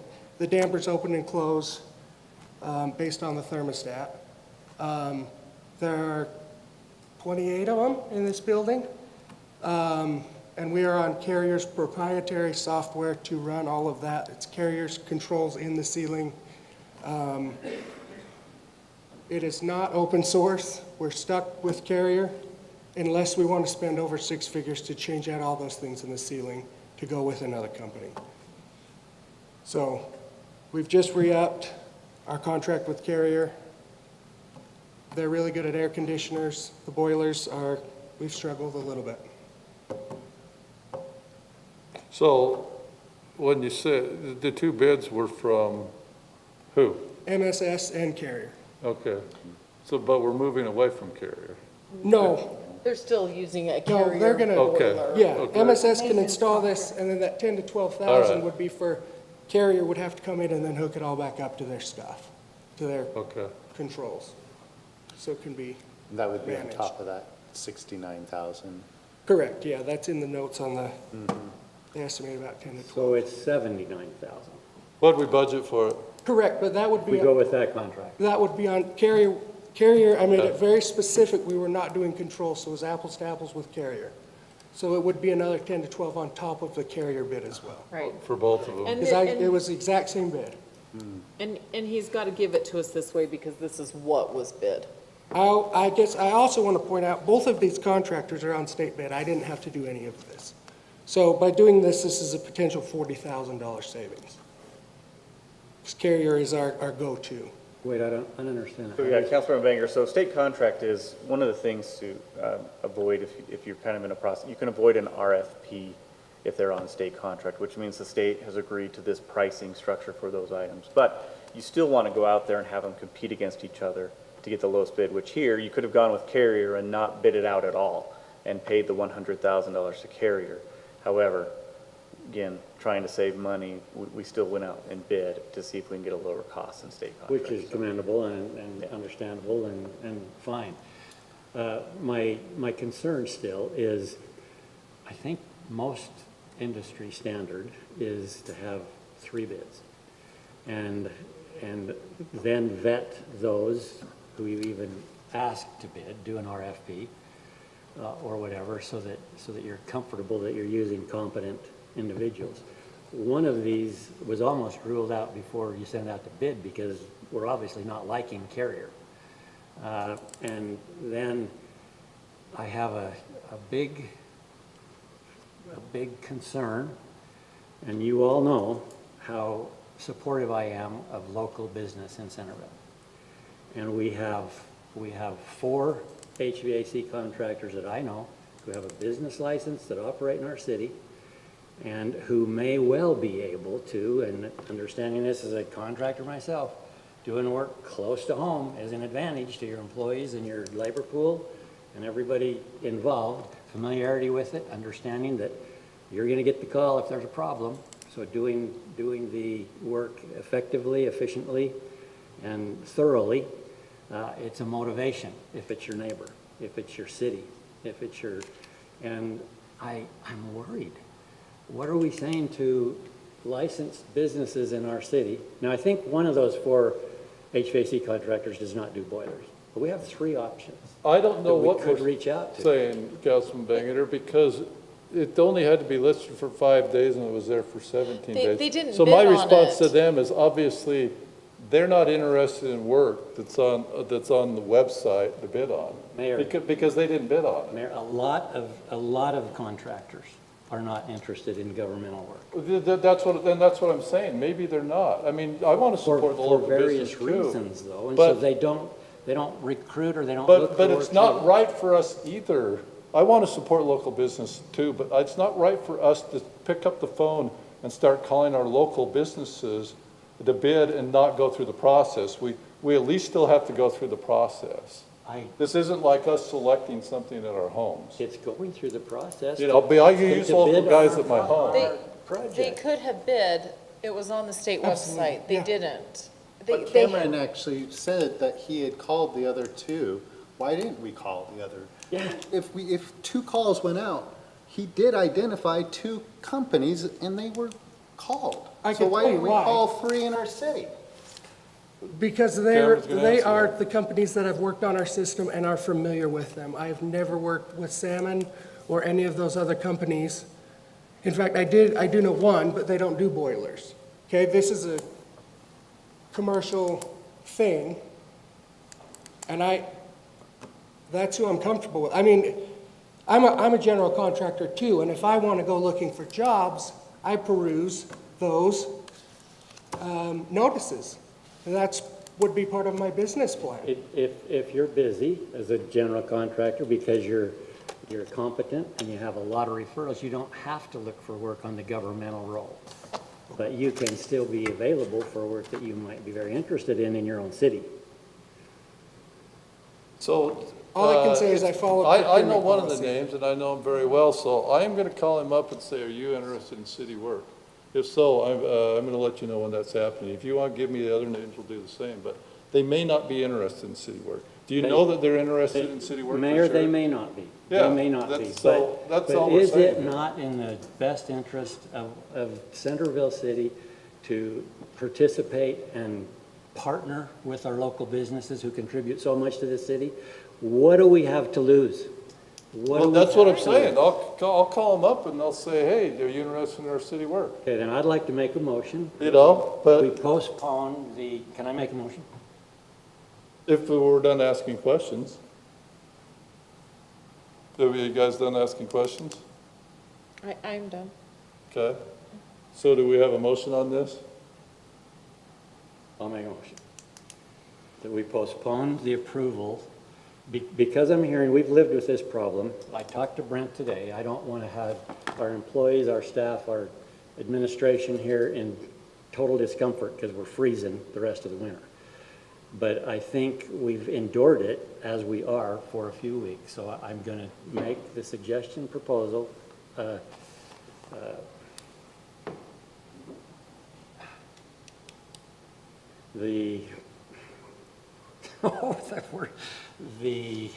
The motion, there we go, that we postpone approval of this bid for 2 weeks and reach out to at least the licensed, the HVAC contractors within our own city and give them an opportunity to bid this project. I personally have a very good acquaintance who did multiple projects for the church who lives in Roy. I highly suspect, because he was usually extremely competent and underpriced from many of the other contractors because of the way he operates his business. And I would suggest that somebody like that have a crack to look at it, to bid. But that might not near as important as the 4 contractors in our area. And I would hope that staff, that all of us, if you have resources to know of people who might help us save some money and have good recommendations, that we'd feel okay about receiving a recommendation for somebody to help us that we might have familiarity with. We know how good Attorney Shaylin is, and recommend her if we're looking at a labor dispute. I mean, and North Salt Lake might not know about that. If I mention somebody, it just seems so common sense. And so this one, I know I didn't have any knowledge that we were going to be replacing a boiler. I would have told Brent, man, let's get a bid from this individual and certainly our four contractors in the city that are in that line of work. Okay, so Is there a second? Yeah, is there a second And so then we have can I'll second. deliberate? Okay. Comment? And when Wait, no, let before us- I do, Just a minute. and when I second, I'm going to say, Cameron, I appreciate all your work on this. I really do. I just feel like it is a good idea to expand it a little bit more to the city companies and see if we can get some interest in this. And if we don't, we'll come back to what you've done. But I feel like this is, but Councilman Bangerter's suggestion, I would agree with. My concern, can I ask a Let me just step in, question? yeah, from an administrative standpoint, here's the challenge. This is a sealed bid, so when we get bids That's my back, it's question. a is sealed. hard to play. Now, So- I don't think you can roll it back. So this is a sealed bid, so it'd be completely unethical for us to open this back up, Yeah. particularly since other parties have seen what other people are bidding. Right. So I would argue, point taken for future projects, but this one, it would be completely unethical for us to undo and reopen a bid that's already been divulged and shared publicly. Now, Lisa, is there anything else? No, that's what I was going to Okay. say. That Yeah, was so- my question. That is because unfair. That is unfair Which problem? to the two.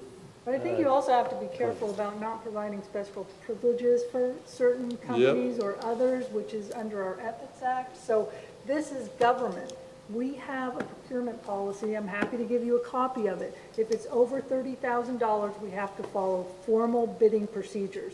So that's what this one is, informal. If it's under 30,000, we can get on the phone and call 3 people. That's all we have to do. So we may be more similar with the church in terms of something under $30,000, but over $30,000, we are required to have formal bidding procedures and a sealed bid. And yes, the council can either accept this tonight, you can reject it, you can reject all bids, but we cannot go back and table it so that our friends and family can bid on this. It's called independence in my profession. And we're not required to have 3 bids. We've left it open, and we're not We're required. required to post it on the Yes. state website Right. and follow state procurement policy, which has happened. So if we put it out and we only get 2 bids back, before we even open the bids, we could potentially reopen it to get that 3rd bid, but we can't open it and say that's not enough and we want a better pricing. If we open it up, maybe we can get better pricing. We can That's- reject them all. We always reserve the right to reject all bids and start over. But, you know, you're not going to get people bidding on your projects if you play games like that. Right. Okay. I'm going to take a little issue, Lisa, with you inferring that we can't do otherwise and invite our family and friends. That's offensive that you would infer that. That's not what I was doing. And then I do not understand the state procurement laws. I understand they may be different. But from what seemingly was explained, we can, they don't have to be on the state registry list, but it's recommended we should get good pricing if we use that list, right? But we can invite contractors outside of that list or not. So the state contract, so you're either we follow informal or formal bidding procedures. But you can do away with both those procedures if it's an exempt purchase. So for instance, if you are going to hire an attorney, that is professional services that we want to have a relationship with and understand them, and so we don't even have to go out for bid for those kinds of services. And the state contract is one of those exemptions. If the state has already negotiated prices at the state level, cities and other governmental entities can rely on that state negotiated price. We don't have to go through these formal bidding procedures for that. So there is a laundry list of things that are, or sole source or emergency. So for instance, for a while, sometimes Carrier was our sole source because it's all of their equipment. But at this point where we're going in and changing such a big portion of it, I do think that the formal bidding, while we were not required to because we could have found one of those exemptions under the state contract, we said, no, let's try to get better pricing and have this competitive formal bidding process. So does the state, so do these companies that are on that register have an advantage over Centerville companies that provide the same service? Potentially. I mean, when you get a state contract, which is very thorough process to get a state contract, it's highly competitive.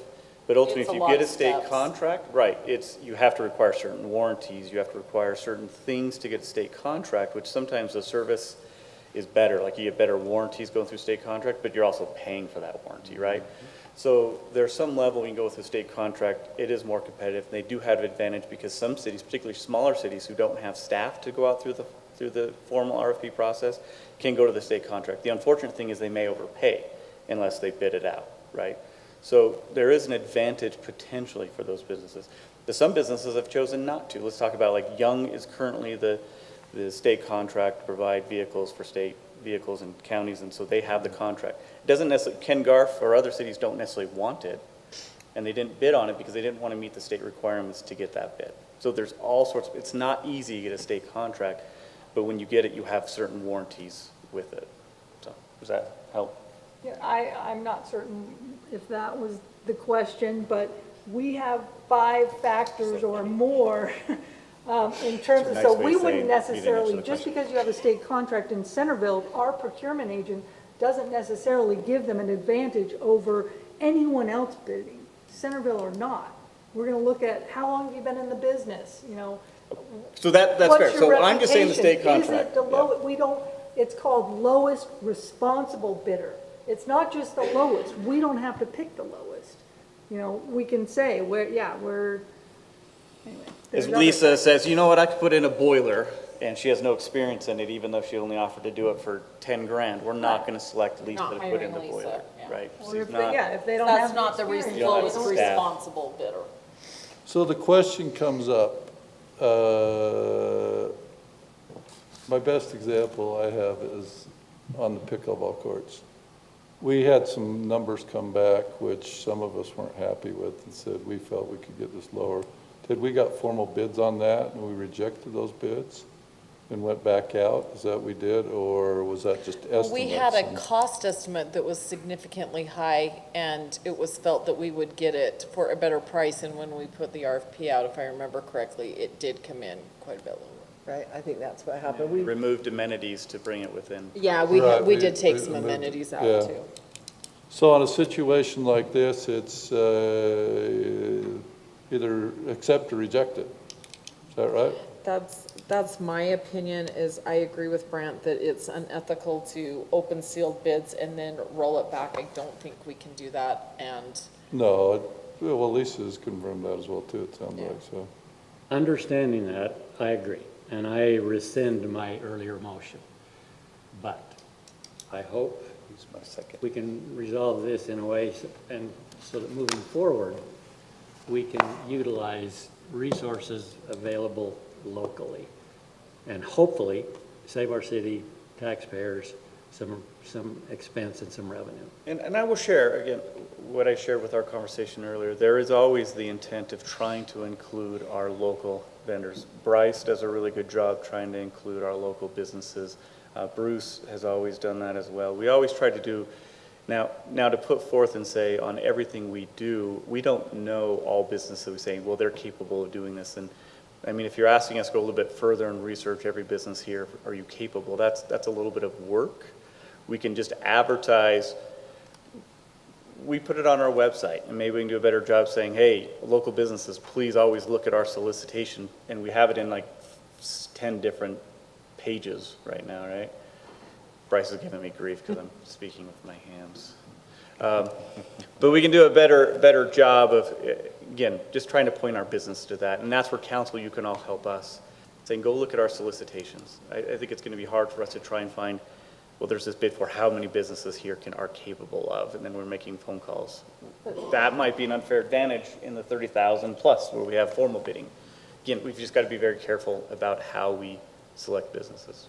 Can we put some kind of, like, I know with the state procurement, like the contracting there, when our company has watched for things, we can sign up for emails through the bidding services that let us know, like, oh, here's a job. Particularly that might be- Utah Public Notice I website. think where- there's a way that they can sign up and get an email that says, oh, Centerville is looking for a new boiler.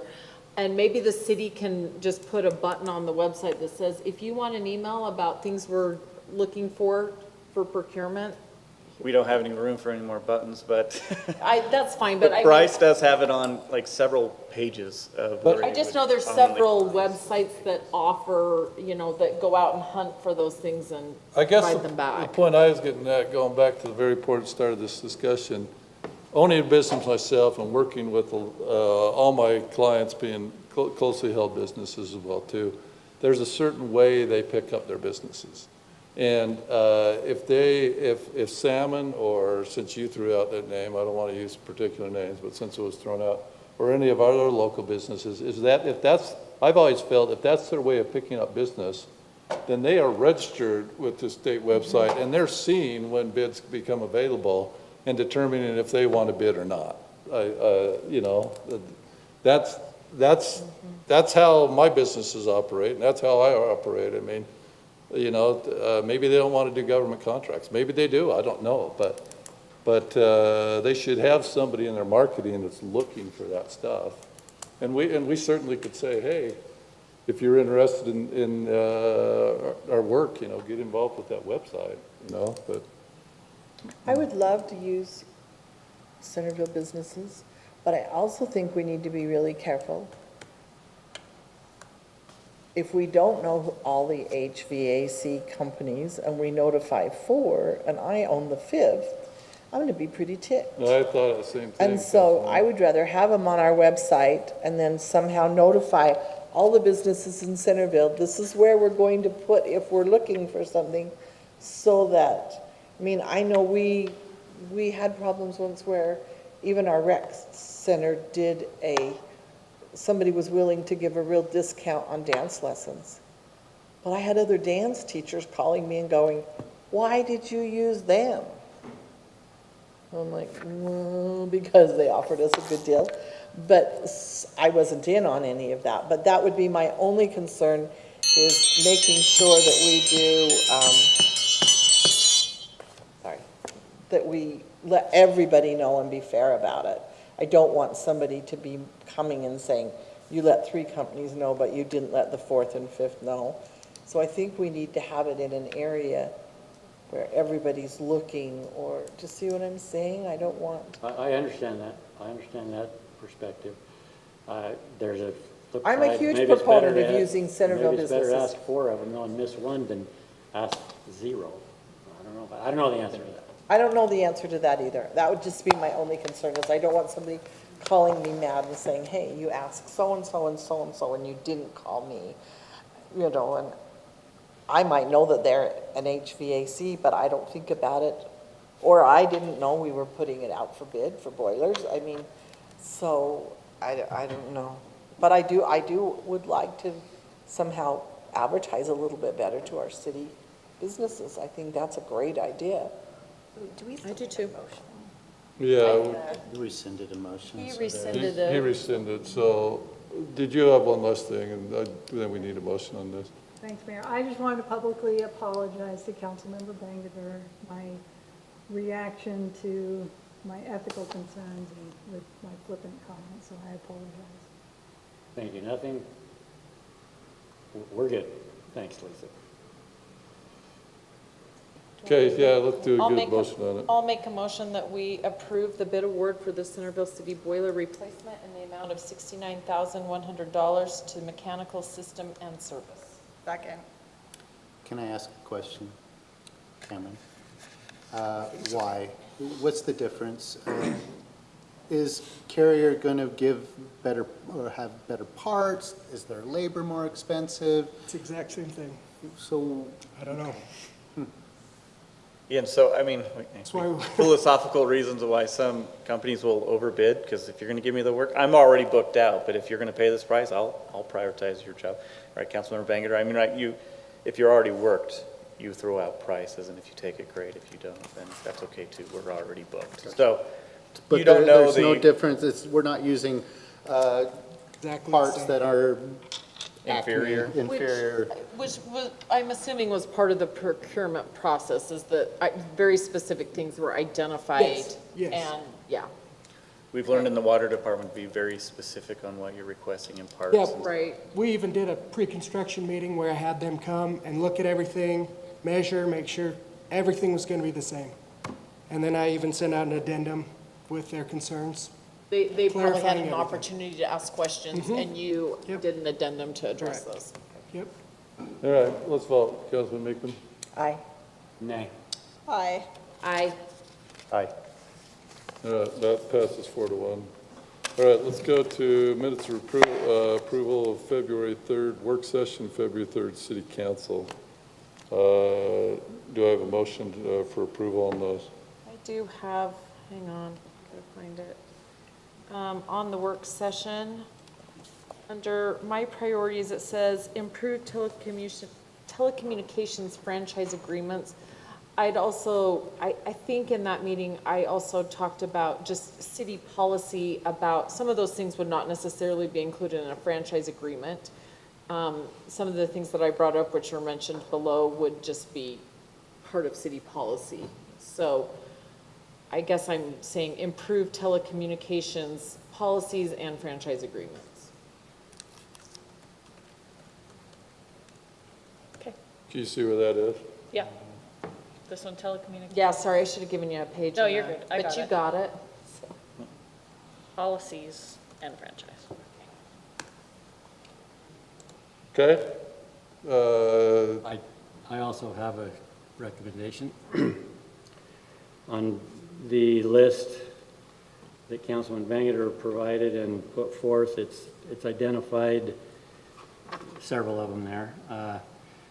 Preceding the fourth dot, if you're looking at that, Jennifer, protecting the neutrality of the city council dais, I did state, and I would like it identified there, I would make a recommendation that we address that issue only if the continuance of the display of the non-approved flag continues on the city dais. If you'd please put that in front of that. That was both written and spoken verbally. And then there are two proposals that were overlooked or somehow didn't make it on my list. And I would just like to make sure that they are included. And that being the recommendation for a discussion on all city department heads attending all city council meetings, and the other one being the consideration of a citizens' public relations committee. And those were discussed, were mentioned verbally and handed out physically, and I would like those included in the minutes.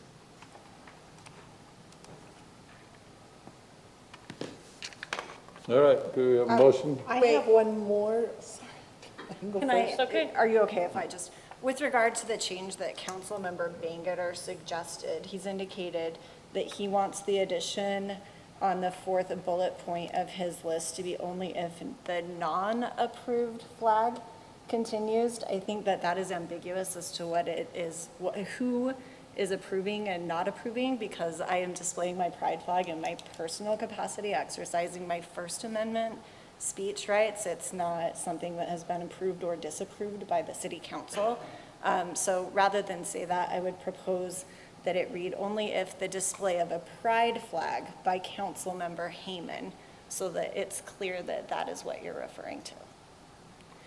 I chose not to particularly call you out, Councilman Hayman. Oh, I'm totally fine with being, I think that we need to be specific. So if that is what is intended, then that would be my recommendation. Let's just say it. I'll accept that amendment.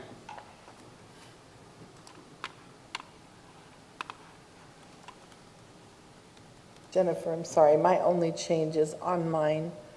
One of mine was to keep spaces open for current, I don't remember how I said it, but I didn't want to overbook our work set. Yes, current issues. I did not want to overbook our work sessions so that we did have room to deal with current issues.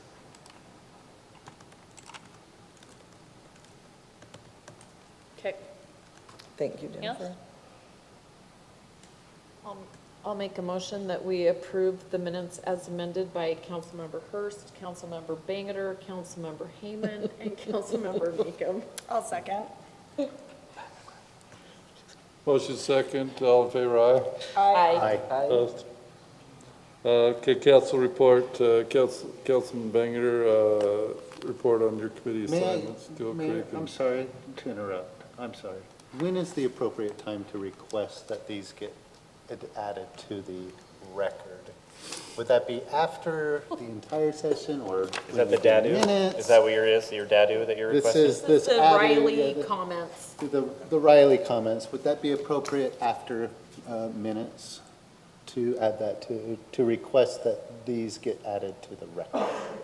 I think you can request it anytime during the meeting. Okay. Interrupt anywhere, say, hey, want these attached? Mayor, I'm sorry to interrupt you, I apologize. But can we add the Riley comments to the record, please? Yes. Thank you. Cool, thank you. All right, Councilman Banger, do you have anything on Dual Creek and Centerville Citizen Corps? Dual Creek quickly, hopefully. Councilman Hurst enlightened us last time she reported on this. There is a big concern about the urgency to get the meters in for funding. They're struggling to get parts, and so there's been some delay. There's also some other concerns that I would appreciate a chance to talk with Gina and the mayor alone with about the board. Okay. That's enough on Dual Creek. Oh, I did want to mention, I don't know the appropriate place to do these kinds of things either, Brian, but it respected Water Conservancy and talking about Dual Creek here. A resident of Centerville passed on to me something that he had, happens to be Gary Smith, who owned J&L Garden Centers, a very good document here about using bath water and preserving energy or wastewater during our current drought and the situation we're in. I just think maybe the city, maybe Bryce, take a copy of that, and if somebody inquires, you've got a little information. I think there's some good points that came from a citizen in our city. Okay, that's Dual Creek. The other committee is the Centerville Citizens Corps. Met with the chief and his group at our IOC building down here. They're tremendous, a lot of good things going on. Want to make you aware with that on April 16th will be the Great Utah Shakeout, which is the mock earthquake preparedness that we'd ask everybody to participate in, city to be aware of, and maybe advertise. And then on September 26th, Chief, was that date confirmed, September 26th, for the Emergency Preparedness Fair? No. We're still confirming that date? Right, we're still exploring on whether there's enough interest as a county amongst emergency managers to hold a preparedness fair on the countywide level on that date. So we do have a meeting set where we're going to be talking about it soon. So that is a tentative date that we have set aside, but nothing's been decided.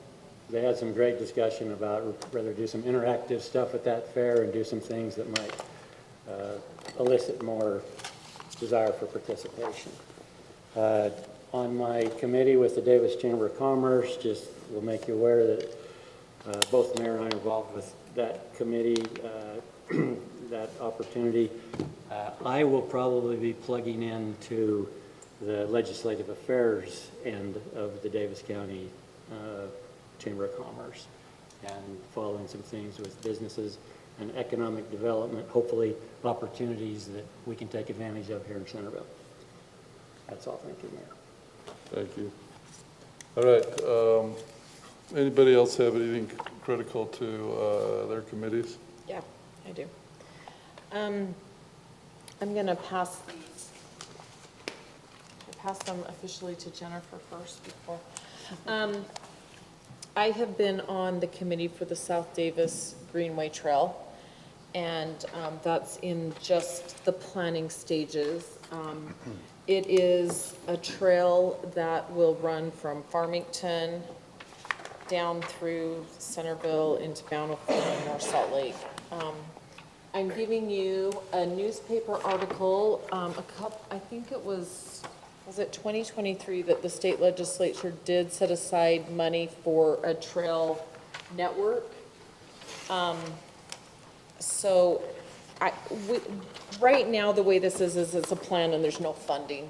So that would either land on the cities to fund it, or we would need to look for other sources. So with that, this is, there aren't too many property owners along Frontage Road as you look at this particular handout. But the trail then, the proposal then comes up Chase Lane and goes south along 400 West, connecting to 200 West in Bountiful. They are going to be doing, there is a little video clip that they have that I believe is live on their website. Did Mike send that to you? I'm just trying to let you guys know these, this information is going to go out to property owners along 400 West so that they know what is coming, hopefully the end of the week, correct, Mike? And so this is just mainly letting you know this is in the planning stages. There's no set plan to construct this trail at this point in time, but this is a multi-city effort. It's being funded by the WFRC, and with that, would you guys be interested in seeing the little video clip that they did? This is several elected officials talking about the project, just so that you're familiar with it. So if you have questions from residents, I just want to try and get that information to you. For watching this? Yeah, let's go. This is the right one. I guess, is that the right one, Mike? I haven't got on the website, so. I hear it from citizens all the time that they love places to walk and bike with their kids on their own, go jogging. In Davis County, we have a great mountain trail network that we've been working on, but what we're lacking is our active transportation, our ability to move people safely around the city. The South Davis Greenway is a big idea. It's going to be a separated pathway, and it's going to allow users to be able to get to and from different places, but do so in a way where they're separated from traffic so they feel safe and they have plenty of room to navigate. This project will include active transportation users that are not comfortable engaging with the current situation with vehicles. We have road widths that are wide, so that we'll have plenty of space to accommodate vehicles and the greenway, and some buffer space that'll separate the two. It'll really make for a pleasant experience for both those in cars and those utilizing active transportation. The great thing about this is it goes kind of through the community, and so that helps in accessing commercial areas, our library, some of our schools and parks. And it provides then a beautiful way for you to get from point A to point B. I think there's been some good thought put into where the actual greenway would be located, how it connects between the cities. It's kind of going to serve as a backbone to the community. It's going to be able to provide more trail access to thousands of our residents. Really the most important thing, I think, is just the family-friendly feel of this corridor that we can create and make it accessible. Or being sure that your kids have a safe ability to travel and maybe pop down to Main Street for some ice cream. Or maybe even commute. They could get to the Front Runner station in Farmington, or they could go all the way to downtown Salt Lake City. Just the health of our community in general. Can we work together, city to city, North Salt Lake, Bountiful, Centerville, Farmington, to create something that serves our residents across all of our cities? The coordination between the cities, I believe, is really, really good. It seems like everybody is kind of on board, wants to make this happen. When our cities work together, we're driving down the cost a little bit, the cost of designing it, engineering it, And we can pursue pots of money that are out there much more effectively together. The feasibility study is going to run through the summer of 2026. Partners will then begin to assess how to fund and figure out when the projects will take place. Go to southdavisgreenway.org. We'd love to hear from you. So I think the main thing is that they're going to be letting homeowners along potential routes, not just homeowners, there's a lot of businesses, especially in Centerville, because it is cutting through on 400 West. So that's the main thing. And then obviously with any plan, hopefully we can tap into some funding. The governor has a trail network initiative. The legislature did approve several $1 million for that, and this does align with the master plan. The reason I picked this particular newspaper article is because that shows you where you can go and look at the trail network master plan.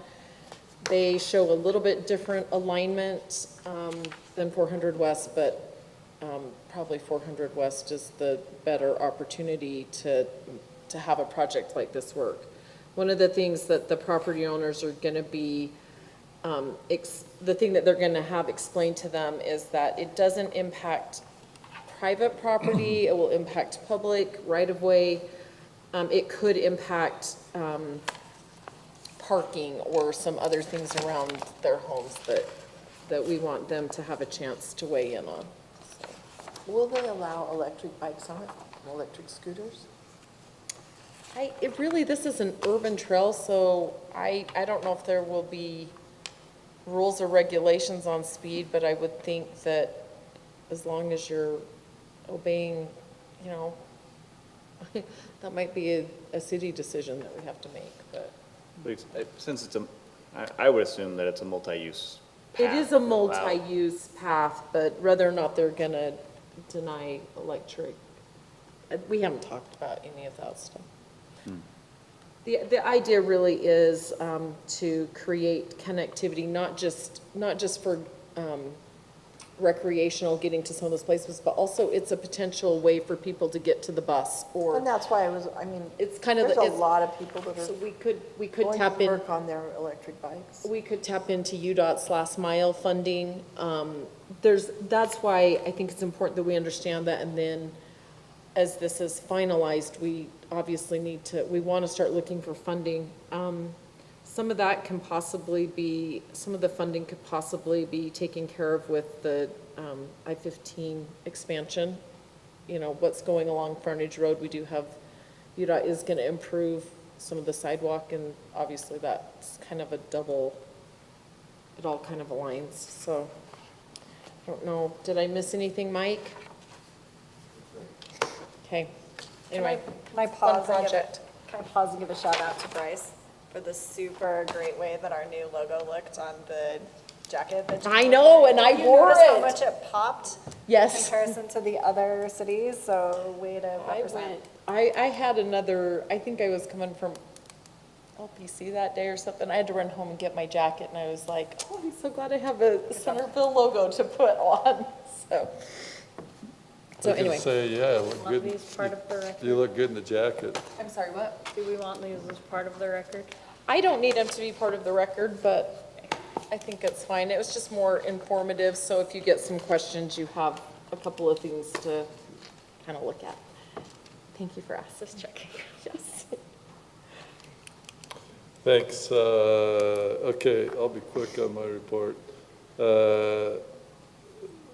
February 25th, I got an email, the Chamber's doing a ribbon cutting for the new Caldwell Banker Realty offices here in Centerville at 12:30.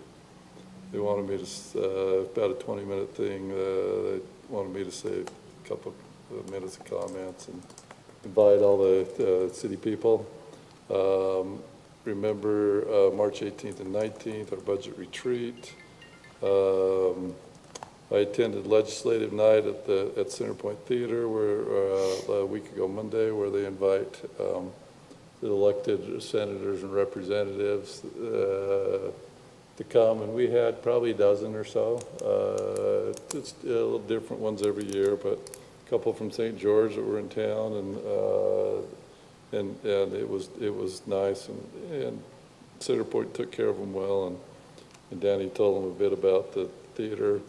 I want, while we're on that vein, I want to remind all you that you probably will get you should get an invitation. If you don't blame them, but if you haven't already, you will. April 10th is community night at CPT, where they're inviting city councils from our cities in the southern part of Davis County. And I asked Danny if I could pass that on. He said, great. So that's April 10th. The youth council did their day at the Capitol last week instead of tomorrow, and we juggled it around a bit, and I was able to go down. I missed the first hour or so, but Kate Creamer, the youth mayor, did a great job organizing things. Representative Cutler took them around from 7 to 8 a.m., and then Senator Adams met him in the Senate chambers at 8 o'clock. And they just had Senator Adams one-on-one on the floor of the Senate for a half hour, 45 minutes. And then we went to committee meetings. After that, split out to two different groups of committee meetings. And that was a treat. And then after that, went sat in the gallery, and Representative Cutler did his best to bring them all down to the floor.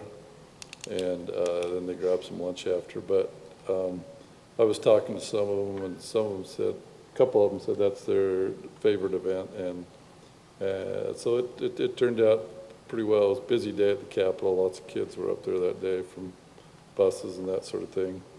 Remind you of the ongoing Episcopal dinner, that they have another one tomorrow night, 6 o'clock at the Episcopal Church. And then the last thing, obviously, is LPC, specifically HB 184. That's Ray Ward's bill. The League of City and Towns has taken a very strong position, and I happen to agree with them on most of the points. And I don't know that I've ever seen so many cities and towns in agreement with how they oppose that bill. And Representative Cutler sits on the board that's going to hear that. They're going to hear it again tomorrow. We met with Cameron Dill, Gene and I, after meeting today, and he just said, what do you just have and not let it come out of committee? But I think it's going to. I've texted Representative Cutler and heard back from him. I've also texted Representative Ward. I don't know that I'll hear back from him or not, but Gene's got a 2-page handout here on why we oppose it. But this was given to us today at LPC. If you'd like a copy, I can get you one. We didn't know when we came in tonight that it was going to go back to committee tomorrow. That's been a late decision. We are receiving an action alert on that one, so in your email you'll probably have an action alert to reach out to representatives on that. But you probably want to know why you're calling them, so if you're going to call or text them, read this and see if you agree with it or not. I mean, yeah, we don't expect it doesn't help to just oppose it. You've got to we don't help them with specific things that are concerning directly to Centerville.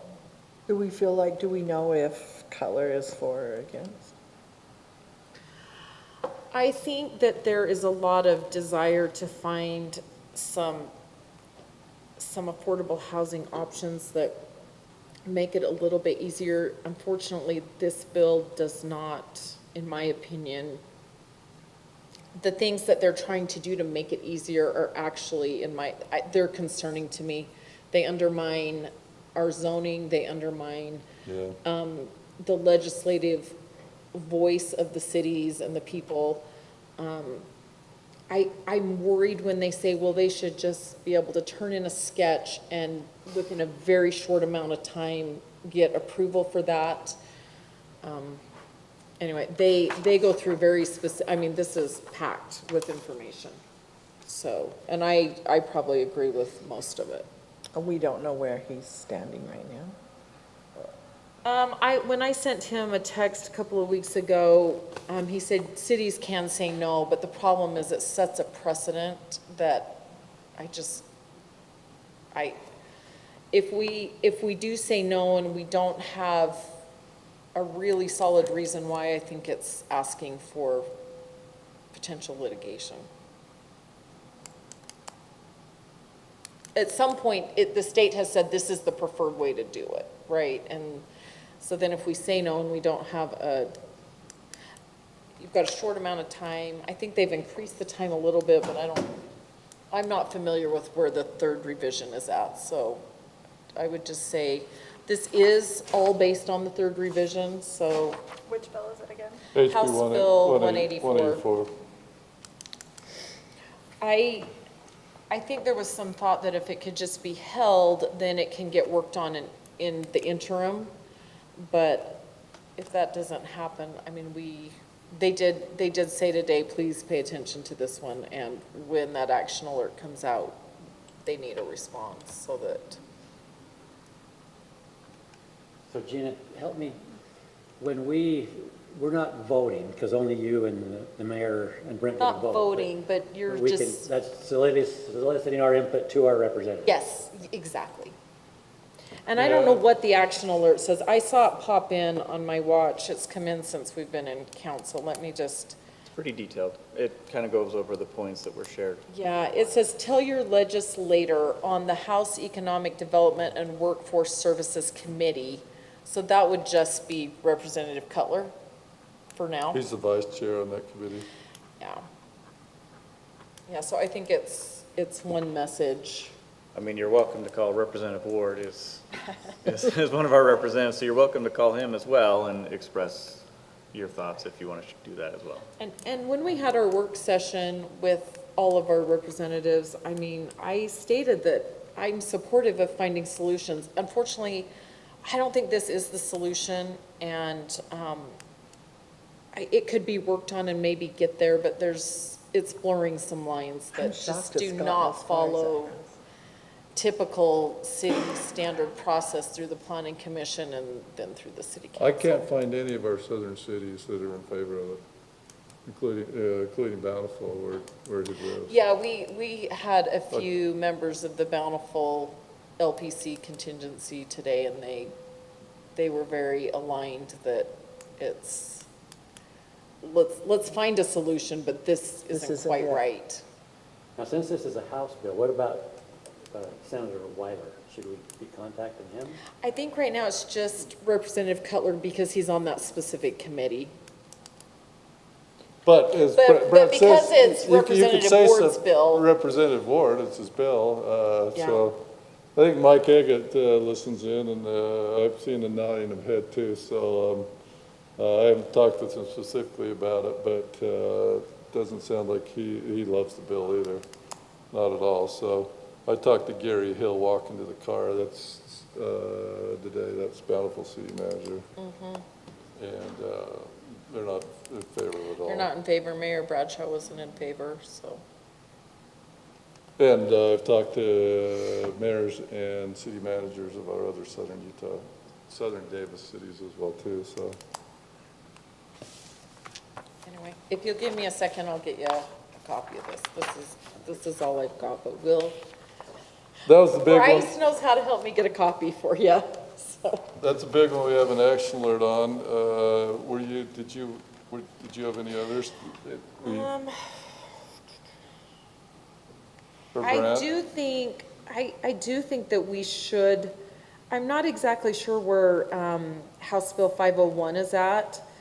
That is a water bill that is, in order to receive state funding, the city would have to be at 1.5% modified adjusted gross income into the water fund. We've talked about this. When we increased the water fee a few years ago, that's how I calculated what I felt like was the affordability guideline. That's what the Division of Water Resources does to calculate when they do a loan. The issue with that bill is they have exempted, secondary water, which I include in those calculations because And we don't control what the secondary water companies charge us. And so, but in talking with Justin Lee after the meeting today, they have removed the 2031 mandatory, you will participate in this. So Justin said they will not change the language because they exempted secondary water fees out of it, so they're not gonna put it back in. But I don't think it'd hurt to just, it doesn't actually work. It's not fair. If a city doesn't have secondary water and they use their culinary water to water, they get to pay less. They're paying 1.5%, and we're gonna have to pay more to qualify for state funding. So there's some issues with it.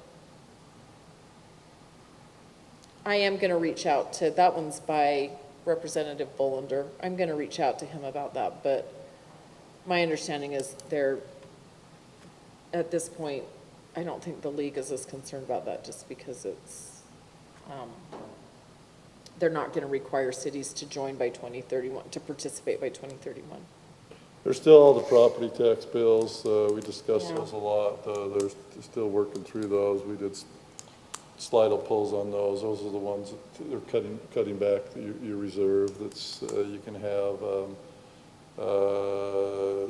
what are other provisions that they did? Of course, President Trump came out last week saying abolish property tax as a whole, and so yeah, there's no bill like that out there right now, but some of the House members are feeling that way. So anyway, but there's no action alert on those right now. So all right, Brent, City Manager report. All right, thanks, Mr. Mayor. You addressed a lot of the LPC or the legislative topics, thank you. So really the only thing I have to report is the website goes live tomorrow.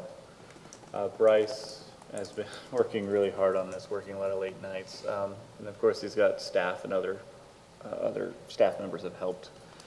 So again, there's a little bit of kinks probably just on the rollout, but we have to get it rolled out because the other one goes dark. And so we're getting it out there. But if you see anything that, please let us know of any errors or things we can add. But we're slowly getting everything going, pictures and information. So be patient, but please look at it, check it out, and let us know thoughts. But we're pretty excited about it. Will it continue with the notifications to the public who have signed up for notification of public meetings? I presume no. I think that's part of Civic Plus. Yeah, we'll have to figure that out. We don't have a lot of people who have signed up, so we might be able to reach out. Again, we need to do a big push to get people to sign up. We haven't really advocated for that just yet, but that's once we get this new website live, and that's been the problem is we've been kind of in this 2 years now, kind of waiting on what we're going to do with the website. Anyway, so yes, we plan on doing a big push, and if you sign up for utilities, can we find a way to just start using emails from utility signups? We got to be careful about that. Anyway, we've got some things we got to work through, but we'd like to see more people sign up. That one in particular worries me a little. We've got the general plan coming up. How are residents going to know when our meetings are? Every other way we post it. We'll still be doing all of the same noticing as we were before. Yeah, so we'll still publish things just because I don't get that email. I don't know, Bryce. We can look at how many people have signed up. 13. We will visit their homes, shake their hand. I'm signed up. I'm one too. Bring them a fruit basket. That means we have 11.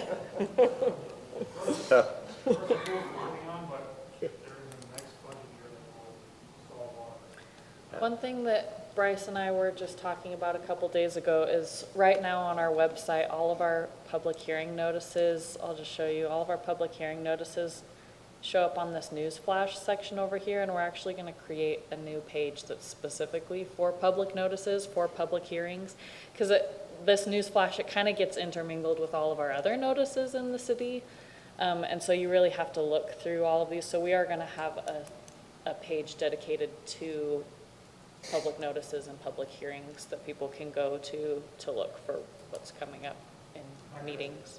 You're not going to see this page is going to catch all. You're not going to see this anymore. The home page is going to be really clean cut, easy to navigate, should be able to find everything.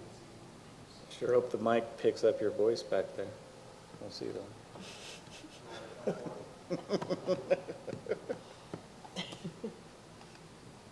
Thanks, Bryce. You got anything else, Brent? No, that's it, Mr. Mayor. Thank you. Unless there's questions for me. Any questions, Brett? All right, need a motion to adjourn, not to come back. I move that we go into closed session. There you go. To discuss the purchase, exchange, or lease of real property with an intent not to return. All right, do you have a second? Second. Okay, I need a vote. Councilwoman Meekum? Aye. Aye. Aye. Aye. Aye. All right, Council.